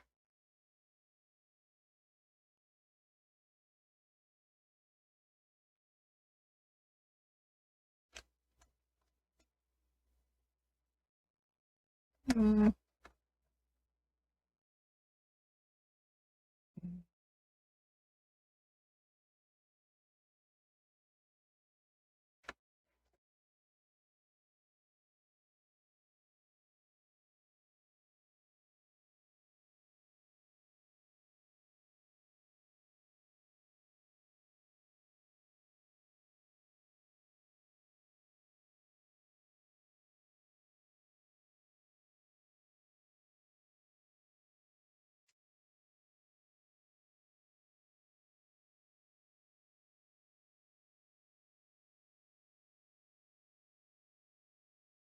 Okay. I think that's good for our main ones. Okay.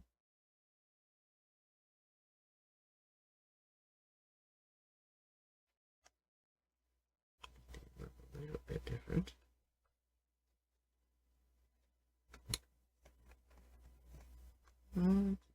Slip slap a little bit of black in there because we're improvising a little bit more into the ground. Just underneath there, just so it kind of black in there. And that's what I was saying about the black. Like, you can always go up over areas. Not too much. And deepen any areas. When you have your black. Too much. Because my background's good and dry. I always wipe that off. Okay? I'm going to wait until after.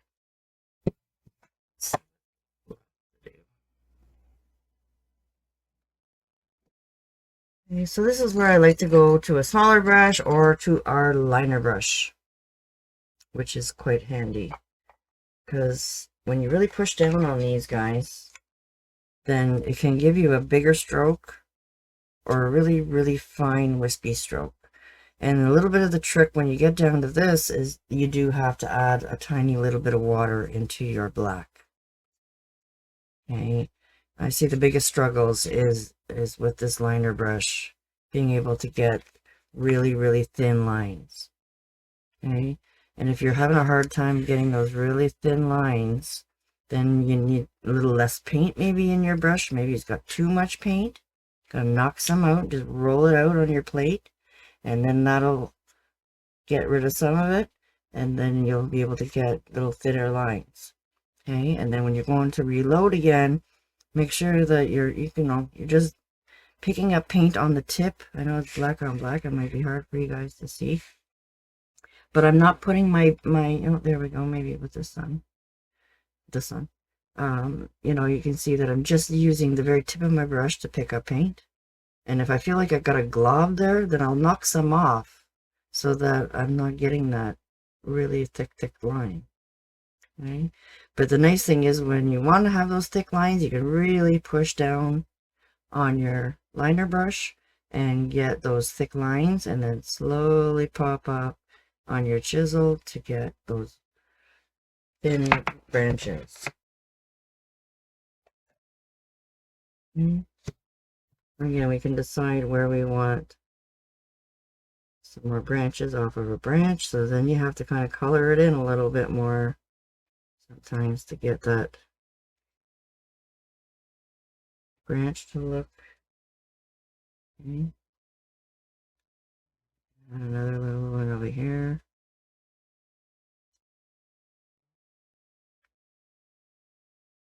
It's all just basic wise. Use some a little bit thicker if you want.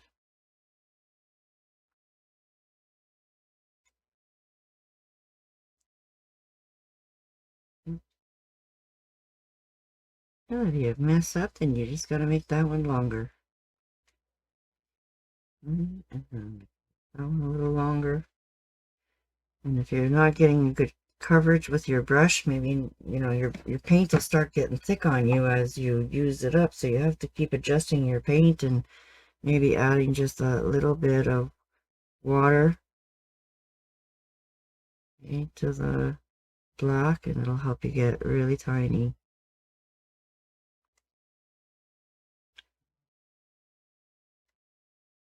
Come back, make it a little bit thicker.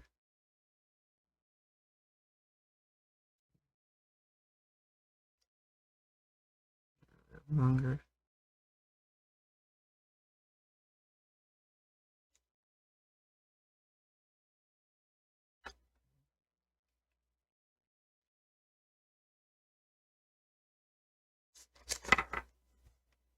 Around the edge a little bit. Make it a little bit thicker at the base.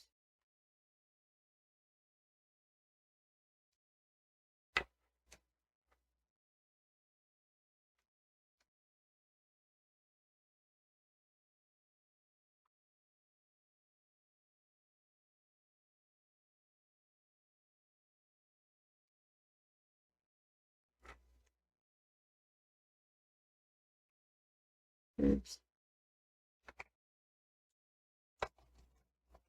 Remember I said I like my scruffies, even my little guys. I have some paint that might be a little bit dry.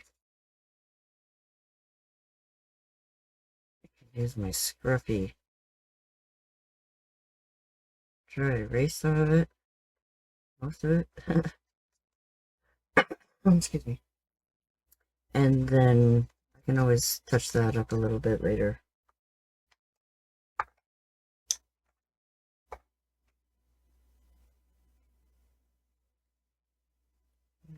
Here we need to add a branch anyways.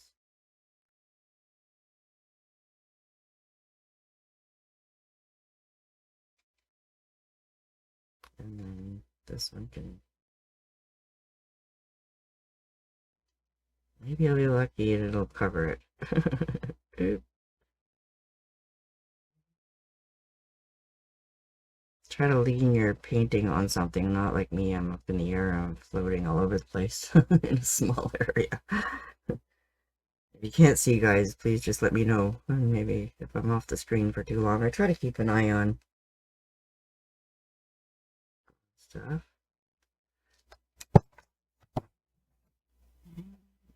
A little bit thicker than to adjust.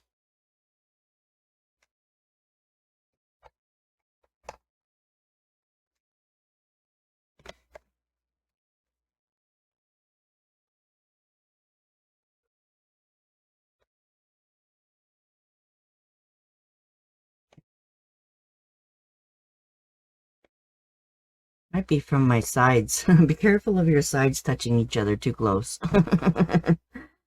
Probably where I was getting in trouble. And just separate that a little bit. Add some more branches to that.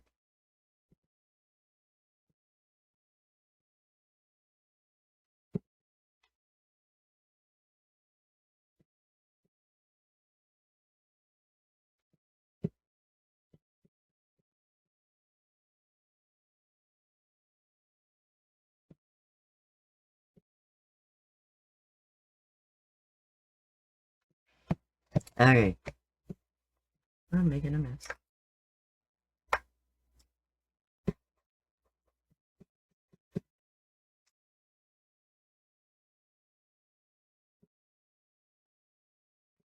That's why it's good to have your background good and dry.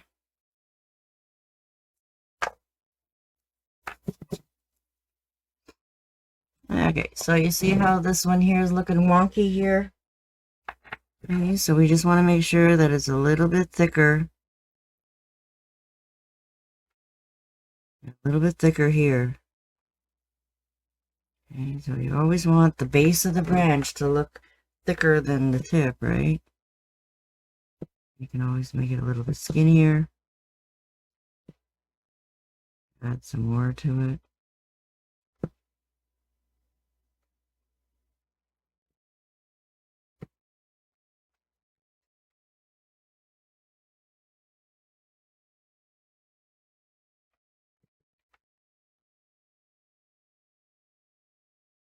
Fix any areas that you might have from your liner brush or your flat brush when you're using it.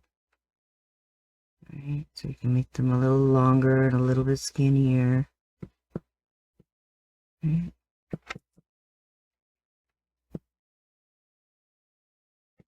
Step away and look at it. See where you maybe needs another branch. See where it looks too thick.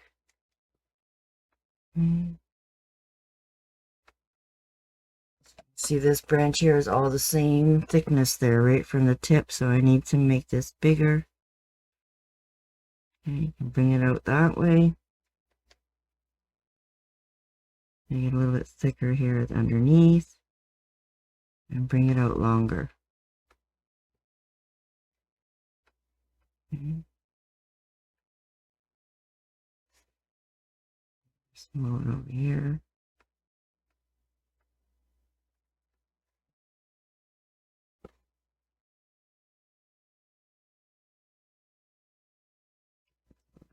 There. And then this is going to be like one of our feature branches here. It's going to go right over into our sun. Gotta have a couple of those somewhere. Okay. Okay, so you see how this was getting thinner than back here at the base? That means I have to come back here and thicken this branch now. Okay, so one of the biggest things that I saw even in the Blue Moon project, if you guys jumped on my free Blue Moon, okay, so I know a lot of you showing me some of your work from that project. So, this is very similar, but a little bit more advanced. Okay. Put one branch right in there. There. Here.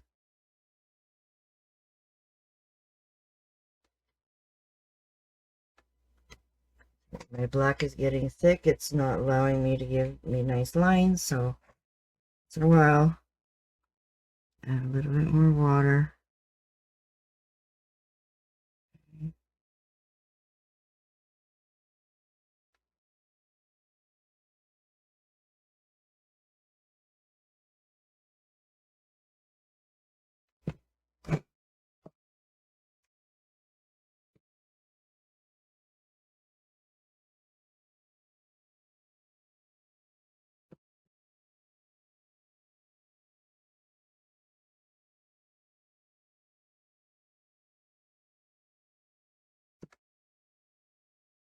See where I have fun now with the branches. I get carried away sometimes.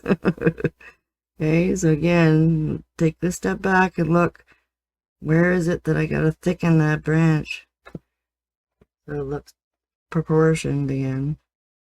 Okay, because this is where we get lost sometimes creating our trees, is from some of these branches. Okay, you can always go over things again. Oops. I'm missing some white spots, but as soon as we do our highlights, it's going to look a lot better too. Okay. I'm going to add some more to this one.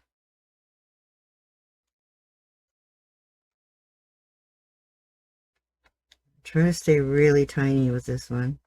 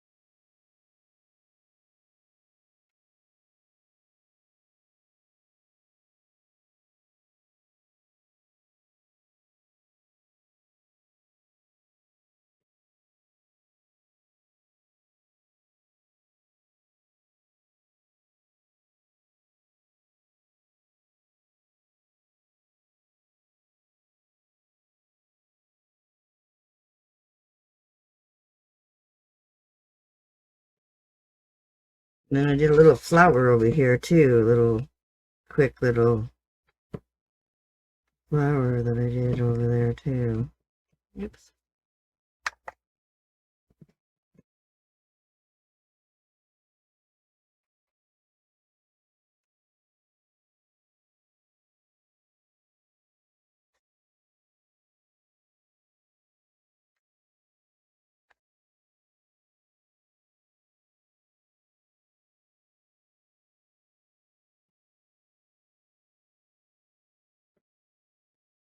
And then again, like I said, these guys here, you're going to play with them. One's going to be a branch that can go into your sun that way.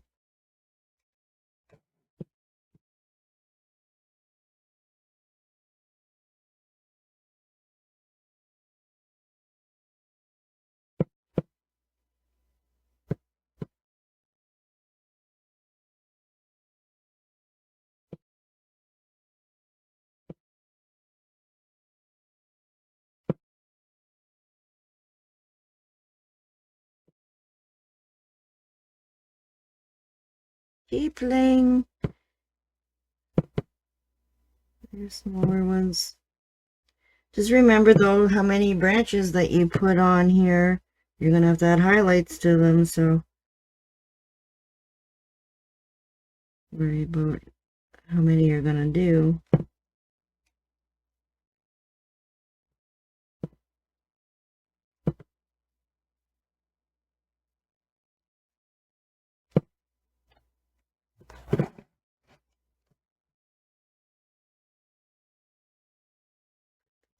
Here.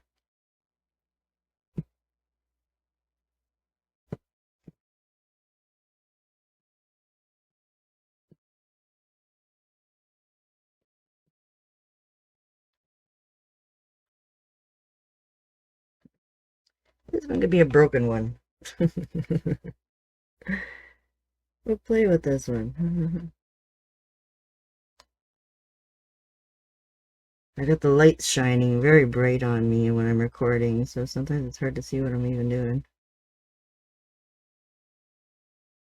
Hopefully you got nice lighting going on at your home and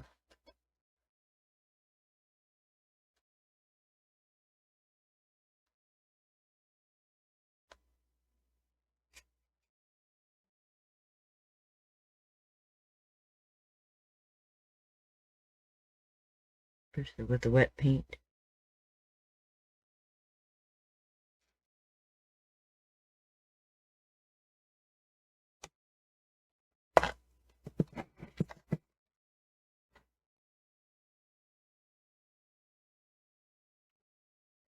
Sometimes it's easier for you to pull towards you too. So if you need to turn it upside down to get those little wispy ends, turn it the other way so that you can pull towards you.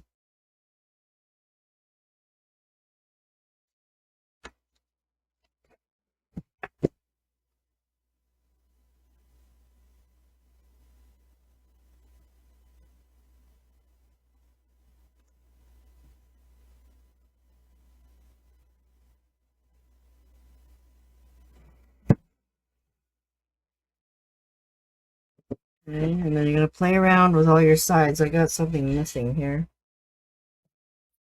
But, you know, there might be a little couple tweaky areas that you might, you know, I'll have to probably play around and clean up and finish completely. If I don't get them all done. So just, it's a little bit of illusion sometimes too. You see there? That means I'm going to have to put another branch. And I can always lay that one right on top of this guy. Okay, so when I do my highlights, it's going to make a lot more sense. Okay.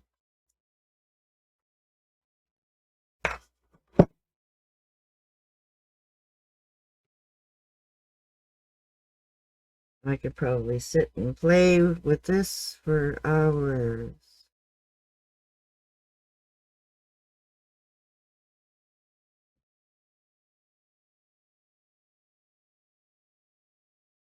Till I'm comfortable with.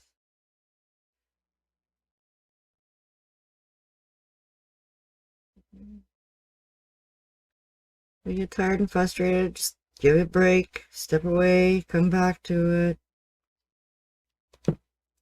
Keep playing with it. Especially all your little sides there, because like I said, it will wreck. Oops. It will wreck your sides if you're too close. Touching each other here.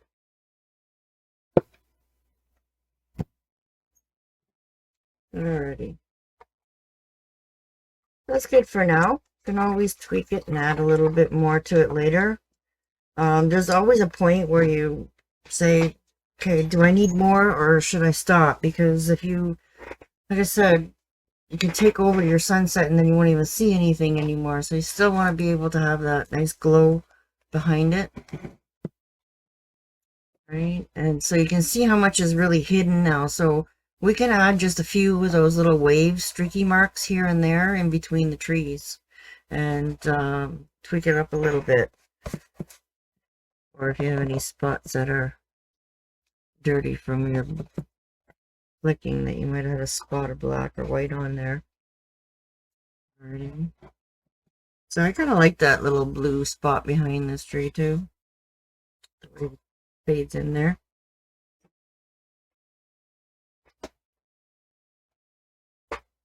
How you guys doing with your trees? Anybody have any questions or want to show me their trees?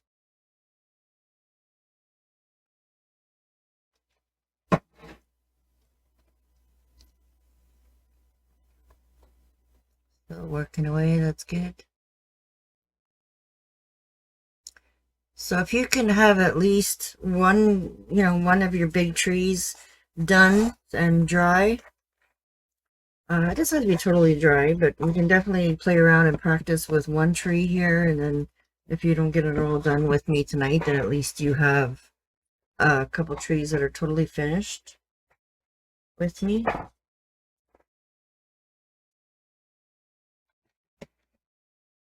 So what I also used was either a medium gray, and if you don't have medium gray and you have black and white, you have medium gray. You can just make yourself a little bit of a medium gray. Okay, and I like to use a bit of a smaller brush, but not too small. You can use either the flat brush will work, or you can even use a feather brush or a rake brush if you have it, or my hack. Have you guys seen all my painting hacks yet? I got a few painting hacks. I got one that shows you how to make a feather brush. Okay, so that helps to give it a little bit more of a wispiness too. But you can do it with your flat brush too.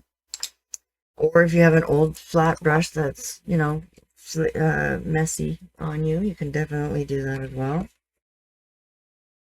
Okay, so I want to just pick up a little bit of black, and I've got a bunch of white here, so I can make myself a gray, whatever I got left over here. A light gray, light medium gray, not too dark, not too light. Okay. And then we're going to add just a little bit of floating medium. We don't want it too translucent, but we do want it to move for us. Okay. And so you can go ahead and just pre-soften this little area here so that it's, it's still giving me good coverage, right? Okay. And you want to squeegee all that paint out of your brush now. Okay, so if you can do it on the side of your plate where you're keeping it, okay. And then what I do is I go wipe out on a towel. Then I try to pick up just the very tips of my brush with my flat brush, just the little tips there of the paint. And then practice on a bigger one too, because it's always easier to do your biggest ones. Okay, and you're going to come along and you're just going to flick a little bit of that light gray. Okay, so you can see it's quite watery. It's going to give you too much coverage. Alright, so this is where you can have a couple go right across, but you definitely just want that little wisp. Okay, so it's just with my flat brush. And you'll see as you do a few strokes, they'll get wispier and wispier. Okay, so you can always wipe some of that off if you feel like it's too much. Just spread it down a little bit. And we'll make it look like that tree is in front. Okay, so then you can come over to this side. So most of our highlights are always going to be on the same side. Okay, so we want to do our gray ones. Okay, so not covering all our black. Okay, so now we have a couple different directions of branches going on. So you have to figure out which branch is going to be in front. So I can make this look like this one is the one that's in front by coming down a little bit lower. And it's more like a dry brush touch, just like some of the ones that come up smaller is just basically a very gentle little touch. Okay. And that will determine which one's sitting on what. See how I did that a little bit lower? And then give it a nice space and come up behind it. And then you're going to intensify this gray a little bit too, a little bit more with a tiny bit of white. So while you're practicing with your gray, going very light touch. Very light. Oops. Erase if you have to. And then just basically you're touching these little, just enough to say you're touching. Okay. Do it in the air doesn't help.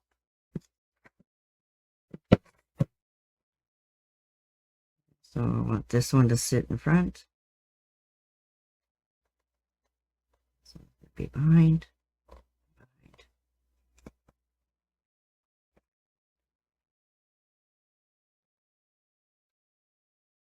Back here. Okay, so we want this one here to kind of turn around the other way. You can always go a little bit on the other side of your highlight.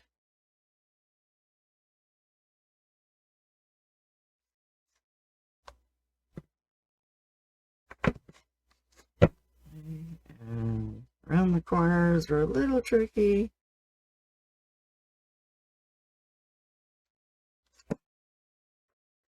Just basically touching the one side.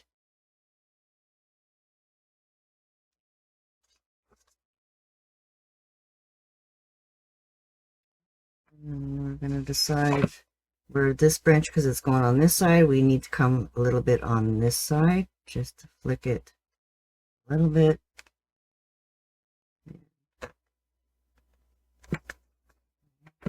Have to say, come back.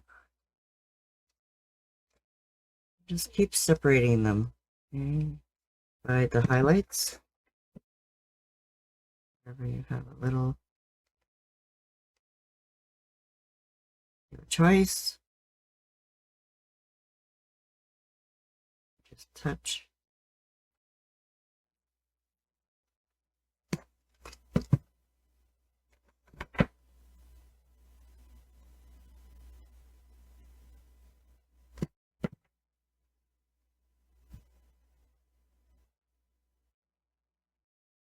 Once you get in the groove of it, it's easier, right? 1, 2, 3. So a little bit deeper, and then smaller, smaller, smaller.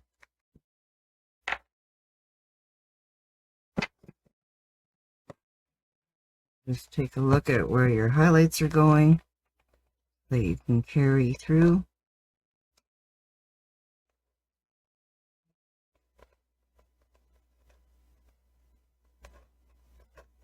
You definitely want your highlights to be all on the top where the sun is coming.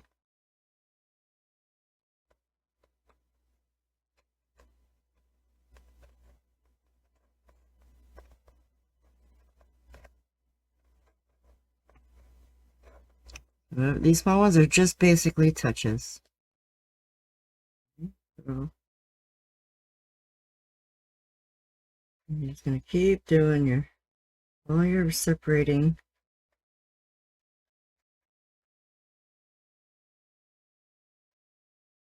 By the time you finish doing all your little side highlights,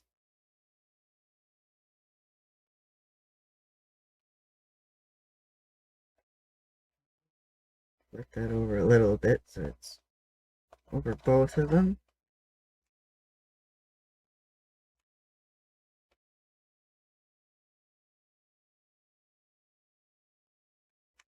So the bigger the tree, bigger the highlight. A little bit more floating medium in there. And try to keep your lines a little bit straight. Okay.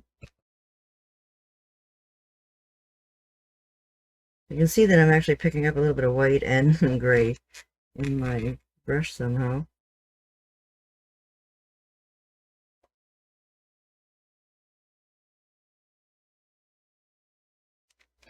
Okay. So get it all done.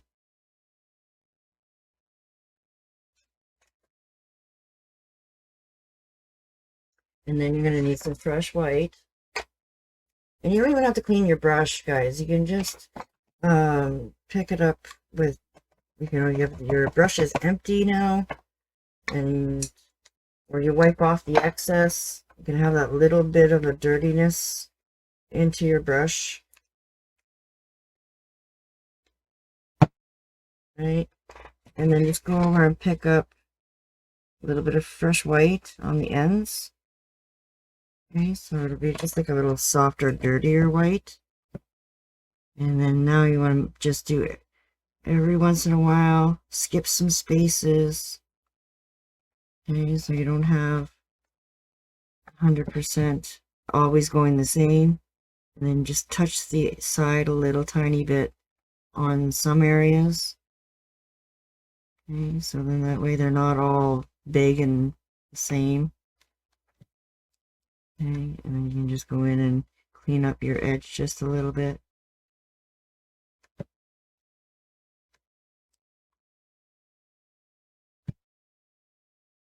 Very light touches, just enough, and smaller than your original gray, so you don't want it to cover the gray. You just want it to be very, very subtle.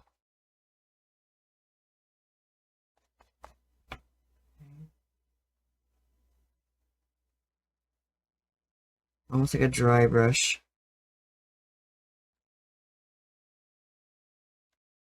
Glisten in the sun.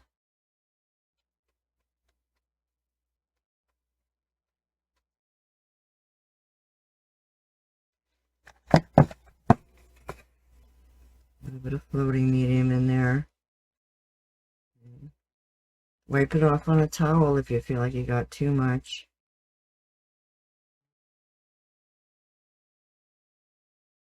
You definitely want to come a little lower to your... Okay. See how that's standing out a little bit nicer now?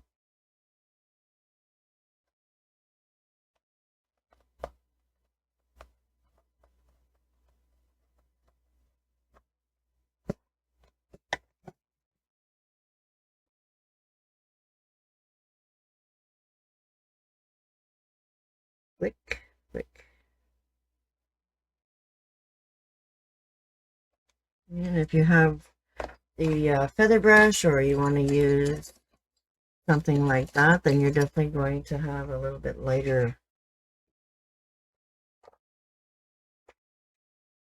look. Okay, so I'm going to fill it up with some floating medium, and then you'll be able to just pick up just the tips.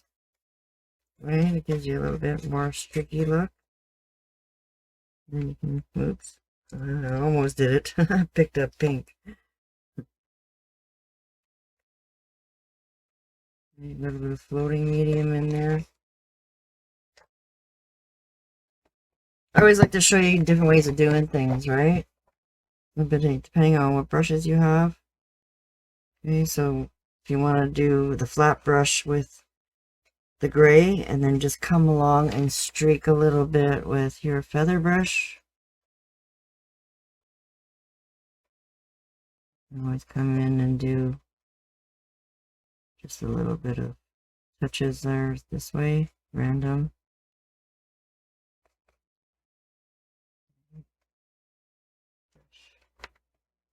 Right. Especially for these little guys, you know, or downsize your brush again, like use a little 6 or 8 or something. Okay, so that gives it a little bit more of a streaky look for the white part. Like, I don't mind the heavy part for the gray, but I want the white to sometimes be even more streaky. So I definitely do like using my feather brush for this part.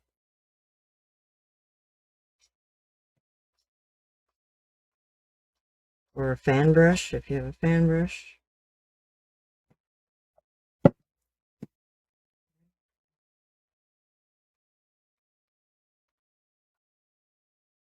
I put my gray in that one there still. But I just wanted to show you the difference between the two looks. Okay, so it's definitely a lot heavier if you're using your feather brush. If you feel like you got too much, then you can always come back in with a little bit of black you know, and then just darken that area a little bit. If you feel like you went too light, you have to fix something. Okay, so you can always scrape a little bit of black over back into it, going in the other direction.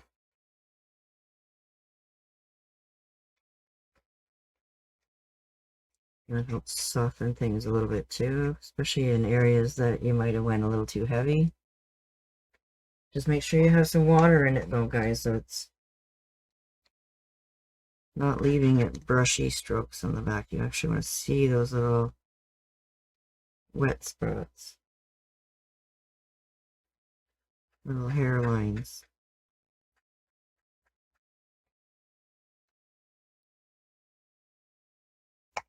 A bit of water.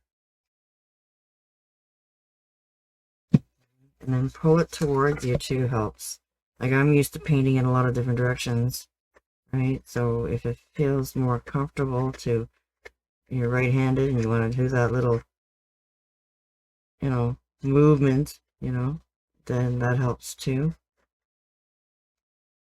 Okay, so you can always put a little bit of dark back into it again. If you feel like you put too much.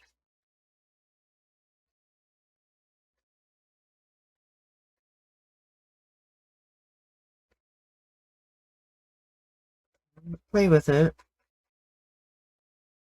You know, the first time with this technique, you might, you know, feel like you got too much. Okay, so you just keep playing with it back and forth. Add a little bit more white.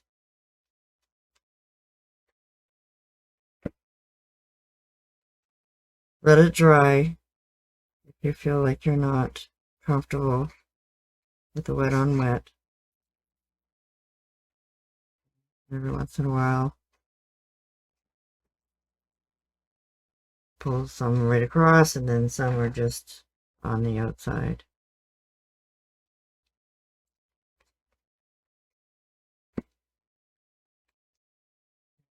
Play around with all of your branches. And you're thinking, oh, I'll put lots of branches. Well, then now you got lots of highlights. Right? So just keep playing around with it. And like I said, there's a lot of branches here too on me. So it'll take a little bit of time for me to play around and get all these branches looking as perfect as I want.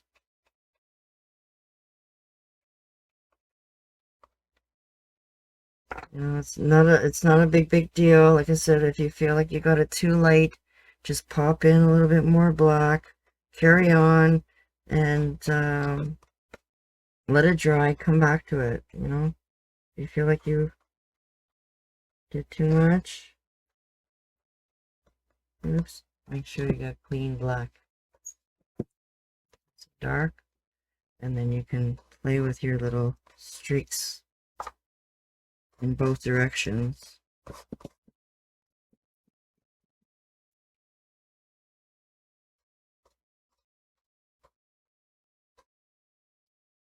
So you see how that really helps to like flick that in the dark a little bit back in there again if you need to.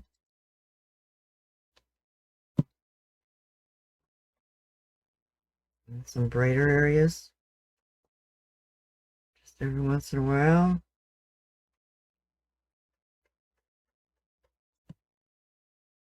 It helps to give it that distorted look.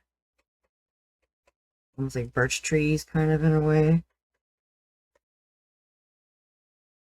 So just play with them.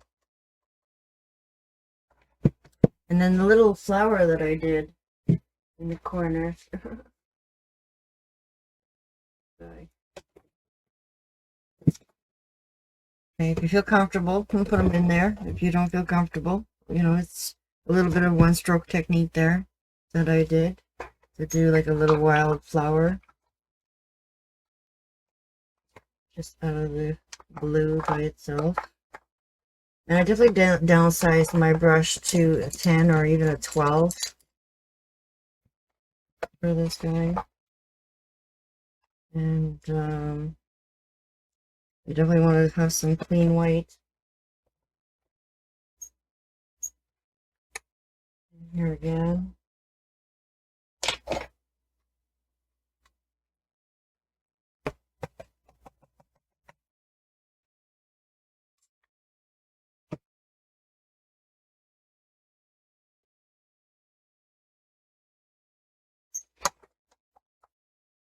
Okay, so we want to multi-load our brush. Right, and come over here and do side to side if you feel more comfortable with smaller brushes. Sometimes we'll go back and forth, but sometimes when you just got a few little strokes, especially with smaller brushes, sometimes side to side is fun. And you put the white on the outside and the dark on the outside, so then that way you can keep your white clean. You keep moving out if you have to keep your white clean. Okay. Well, a full program and a boot camp coming, guys.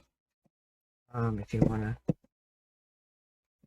Okay, so depending on where you want to put them, like this was on one of my end pieces. But I'm looking like it might be a little bit tight here now, so actually I might want to put them over here this time.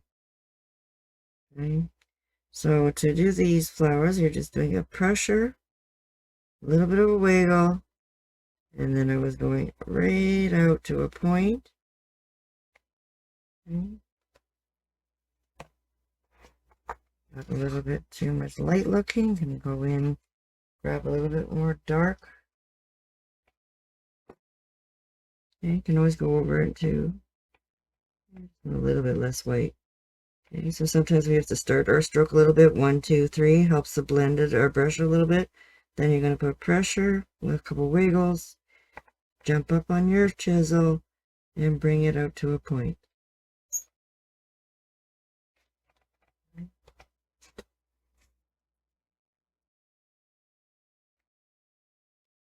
That's when I did some funny little front piece too, right? Okay, I'll show you again. Get out, and then out.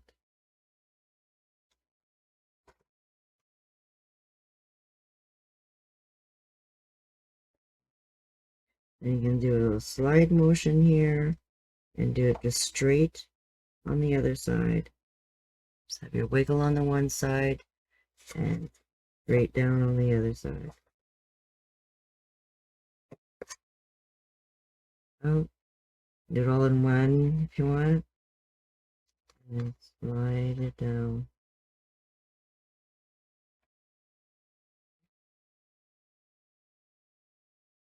Then on the other side, you're going to do the exact same thing, but in reverse.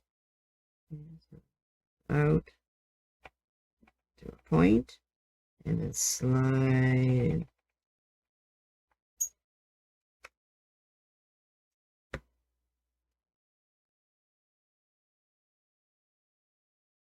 There's always one that's going to be easier for everybody, either the left-handed or the right-handed.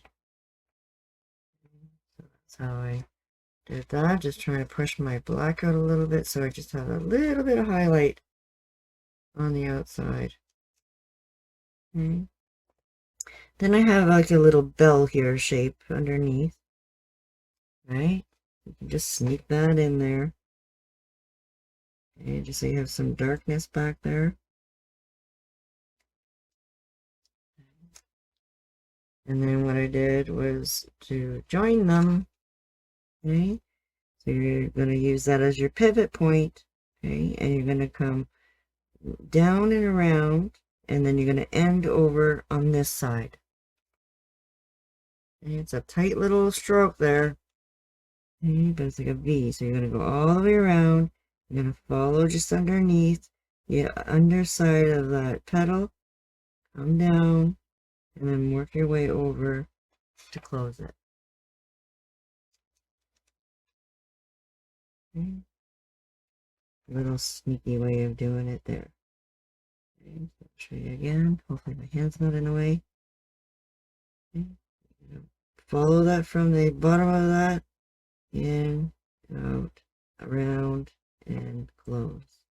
Okay, so you can always add a little bit more of a wave to it. And then I finished the bottom of it with the liner brush. You just pick up a little bit of black. Finish a little bit of that curliness. Bring it around. I don't know if you guys can see that or not. And then you can let it dry, and then I just went over it when it was dry with the white. Okay, or you can multi-load your brush, guys, white and black. If you want to do that, you can always put 2 colors on your liner brush. And put that out.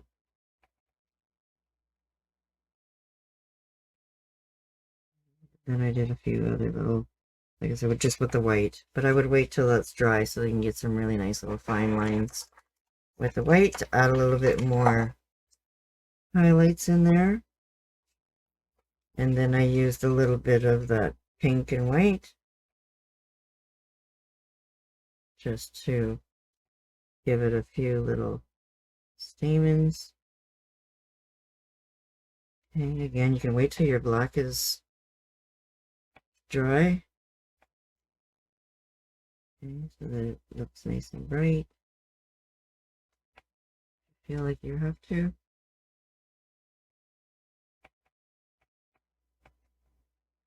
Keep picking up brush paint if you want to fight with it.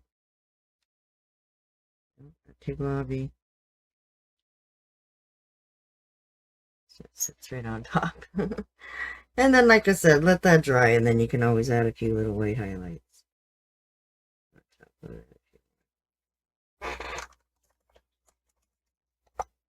So what do you think, guys? Not too bad. You like that? This little quickie of a easy project again. It's a little bit repetitive, and you get yourself into trouble by the more trees that you put in there. Then you have to sit and play to finish it all. And personally, I would have loved to redo this one again with the 10 by 20s and the 16 by 20s, and I make a huge one. But with the camera, like I said, if I would have had it that big, then you guys wouldn't have seen a lot of the detail and close up. So that's why I thought, well, I'll make a smaller version. Well, I didn't have a lot of choice because this was the only 2 options I had, was either make it really small or really big.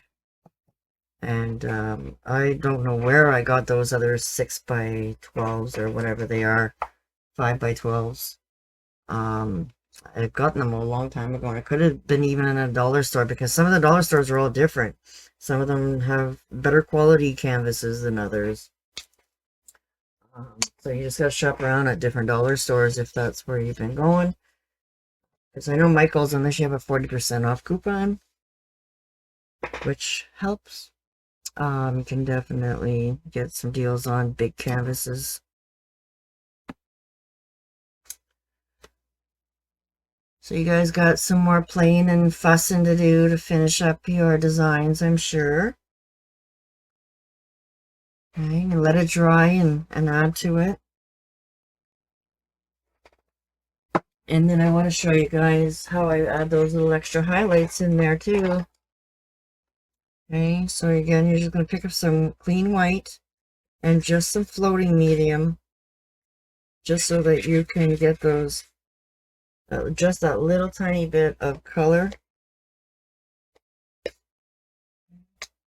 Brush clean highlight, floating medium. And add a little bit more floating medium than normal, okay? Because you want it to actually give yourselves a line. I'm trying to find a dry spot so I can show you a line. Okay.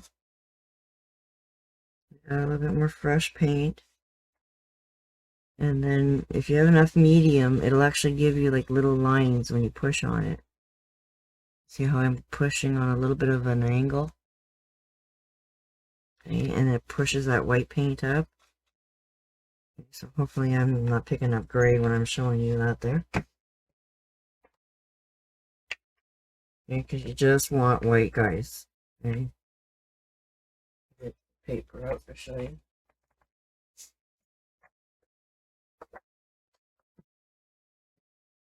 Right, so when you're making these little highlight lines, you want to be able to just do like lines, little gimpy lines, and then a little bit of zigzags, you know, to give yourself a little bit more of that water look.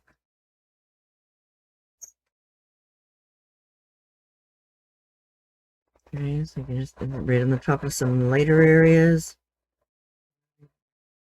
emphasize them a little bit more. Just subtle. Okay, and then more closer to you too. You don't want too many back here. It's very subtle back here. So if you want to finish this a little bit more before you finish all your trees, you can do that too.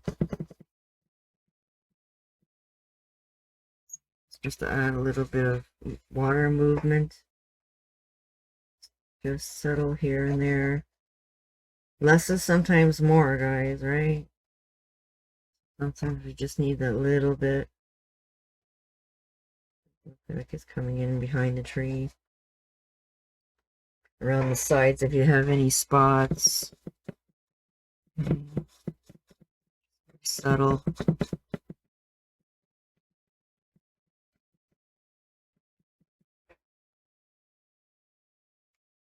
And then don't forget to add some of your little watermarks down here too if you have any areas. Movements. I'm going to keep this fairly dark back here. And you can always float in a little bit more color, right, around it. If you're not happy with how it's looking, pounce a little bit more black there to give you more ground coverage wherever you need it.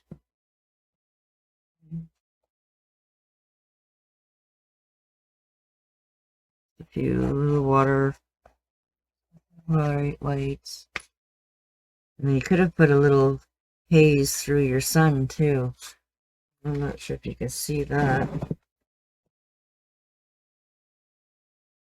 See how I just put that little tiny bit of a white streak through my sun?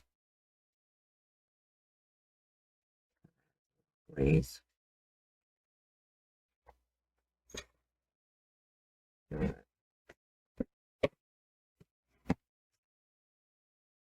Okay, so I'm going to have more step outs for you, the ones I've been sharing with you through the video in a PDF. And so you can take a look at those too, and that might help guide you on, you know, how much color I put on there and the highlights and stuff like that. And like I said, these little extra bits here are probably a little bit more advanced than what I did in 2016. Okay, so you see that's a lot more choppy looking in my original. Right, I really did a loose look here too. I was just having fun and I did it really quick. But if you want a little bit more detail and more softer looks, just keep playing around with your feather brushes and your darks and your grays and your whites. So you see all three colors. You see black, you see gray, and you see the white. So you see little bits of everything. And then just pop in some extra strong ones there if you want. And then I actually did a couple little daisy strokes over here too. If you want to put a couple daisy strokes, I better show you a couple of those, eh? Okay, so again, just loading up our white and our black. Forgot about those little daisy stroke things there. So we can always find a tree somewhere that we can lay a couple of them. And I actually did a couple like grassy areas here too. Okay, sorry guys, I didn't mean to rush you, but remembering all these extra little details that I did. Okay, so just little flecks, some grassy areas.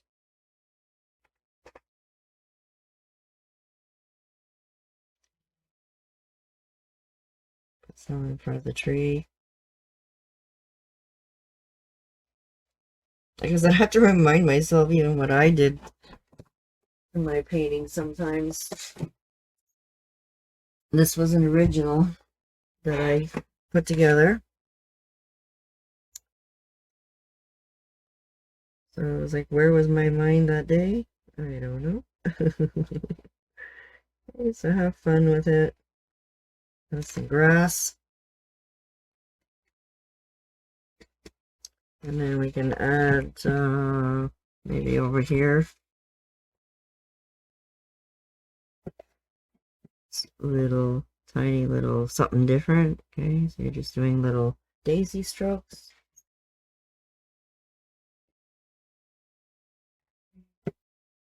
Brick layer them a little bit. Just pressure right on the chisel. Pull towards the same pivot point. Your way down to the corner. So it always adds a little bit there. If you feel like you want more of them, you can always add more of them wherever you like. Okay, so it's just the black and white though. There's no color to them. It's just like a silhouette kind of look. Okay. More.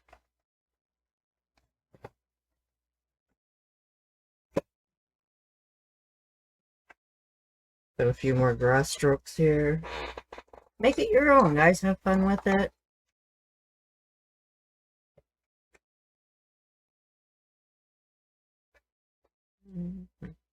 More.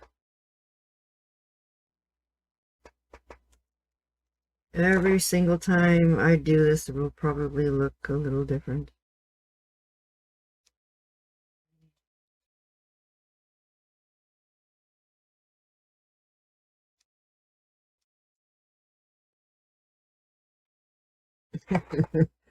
Can always add more and more and more and keep playing.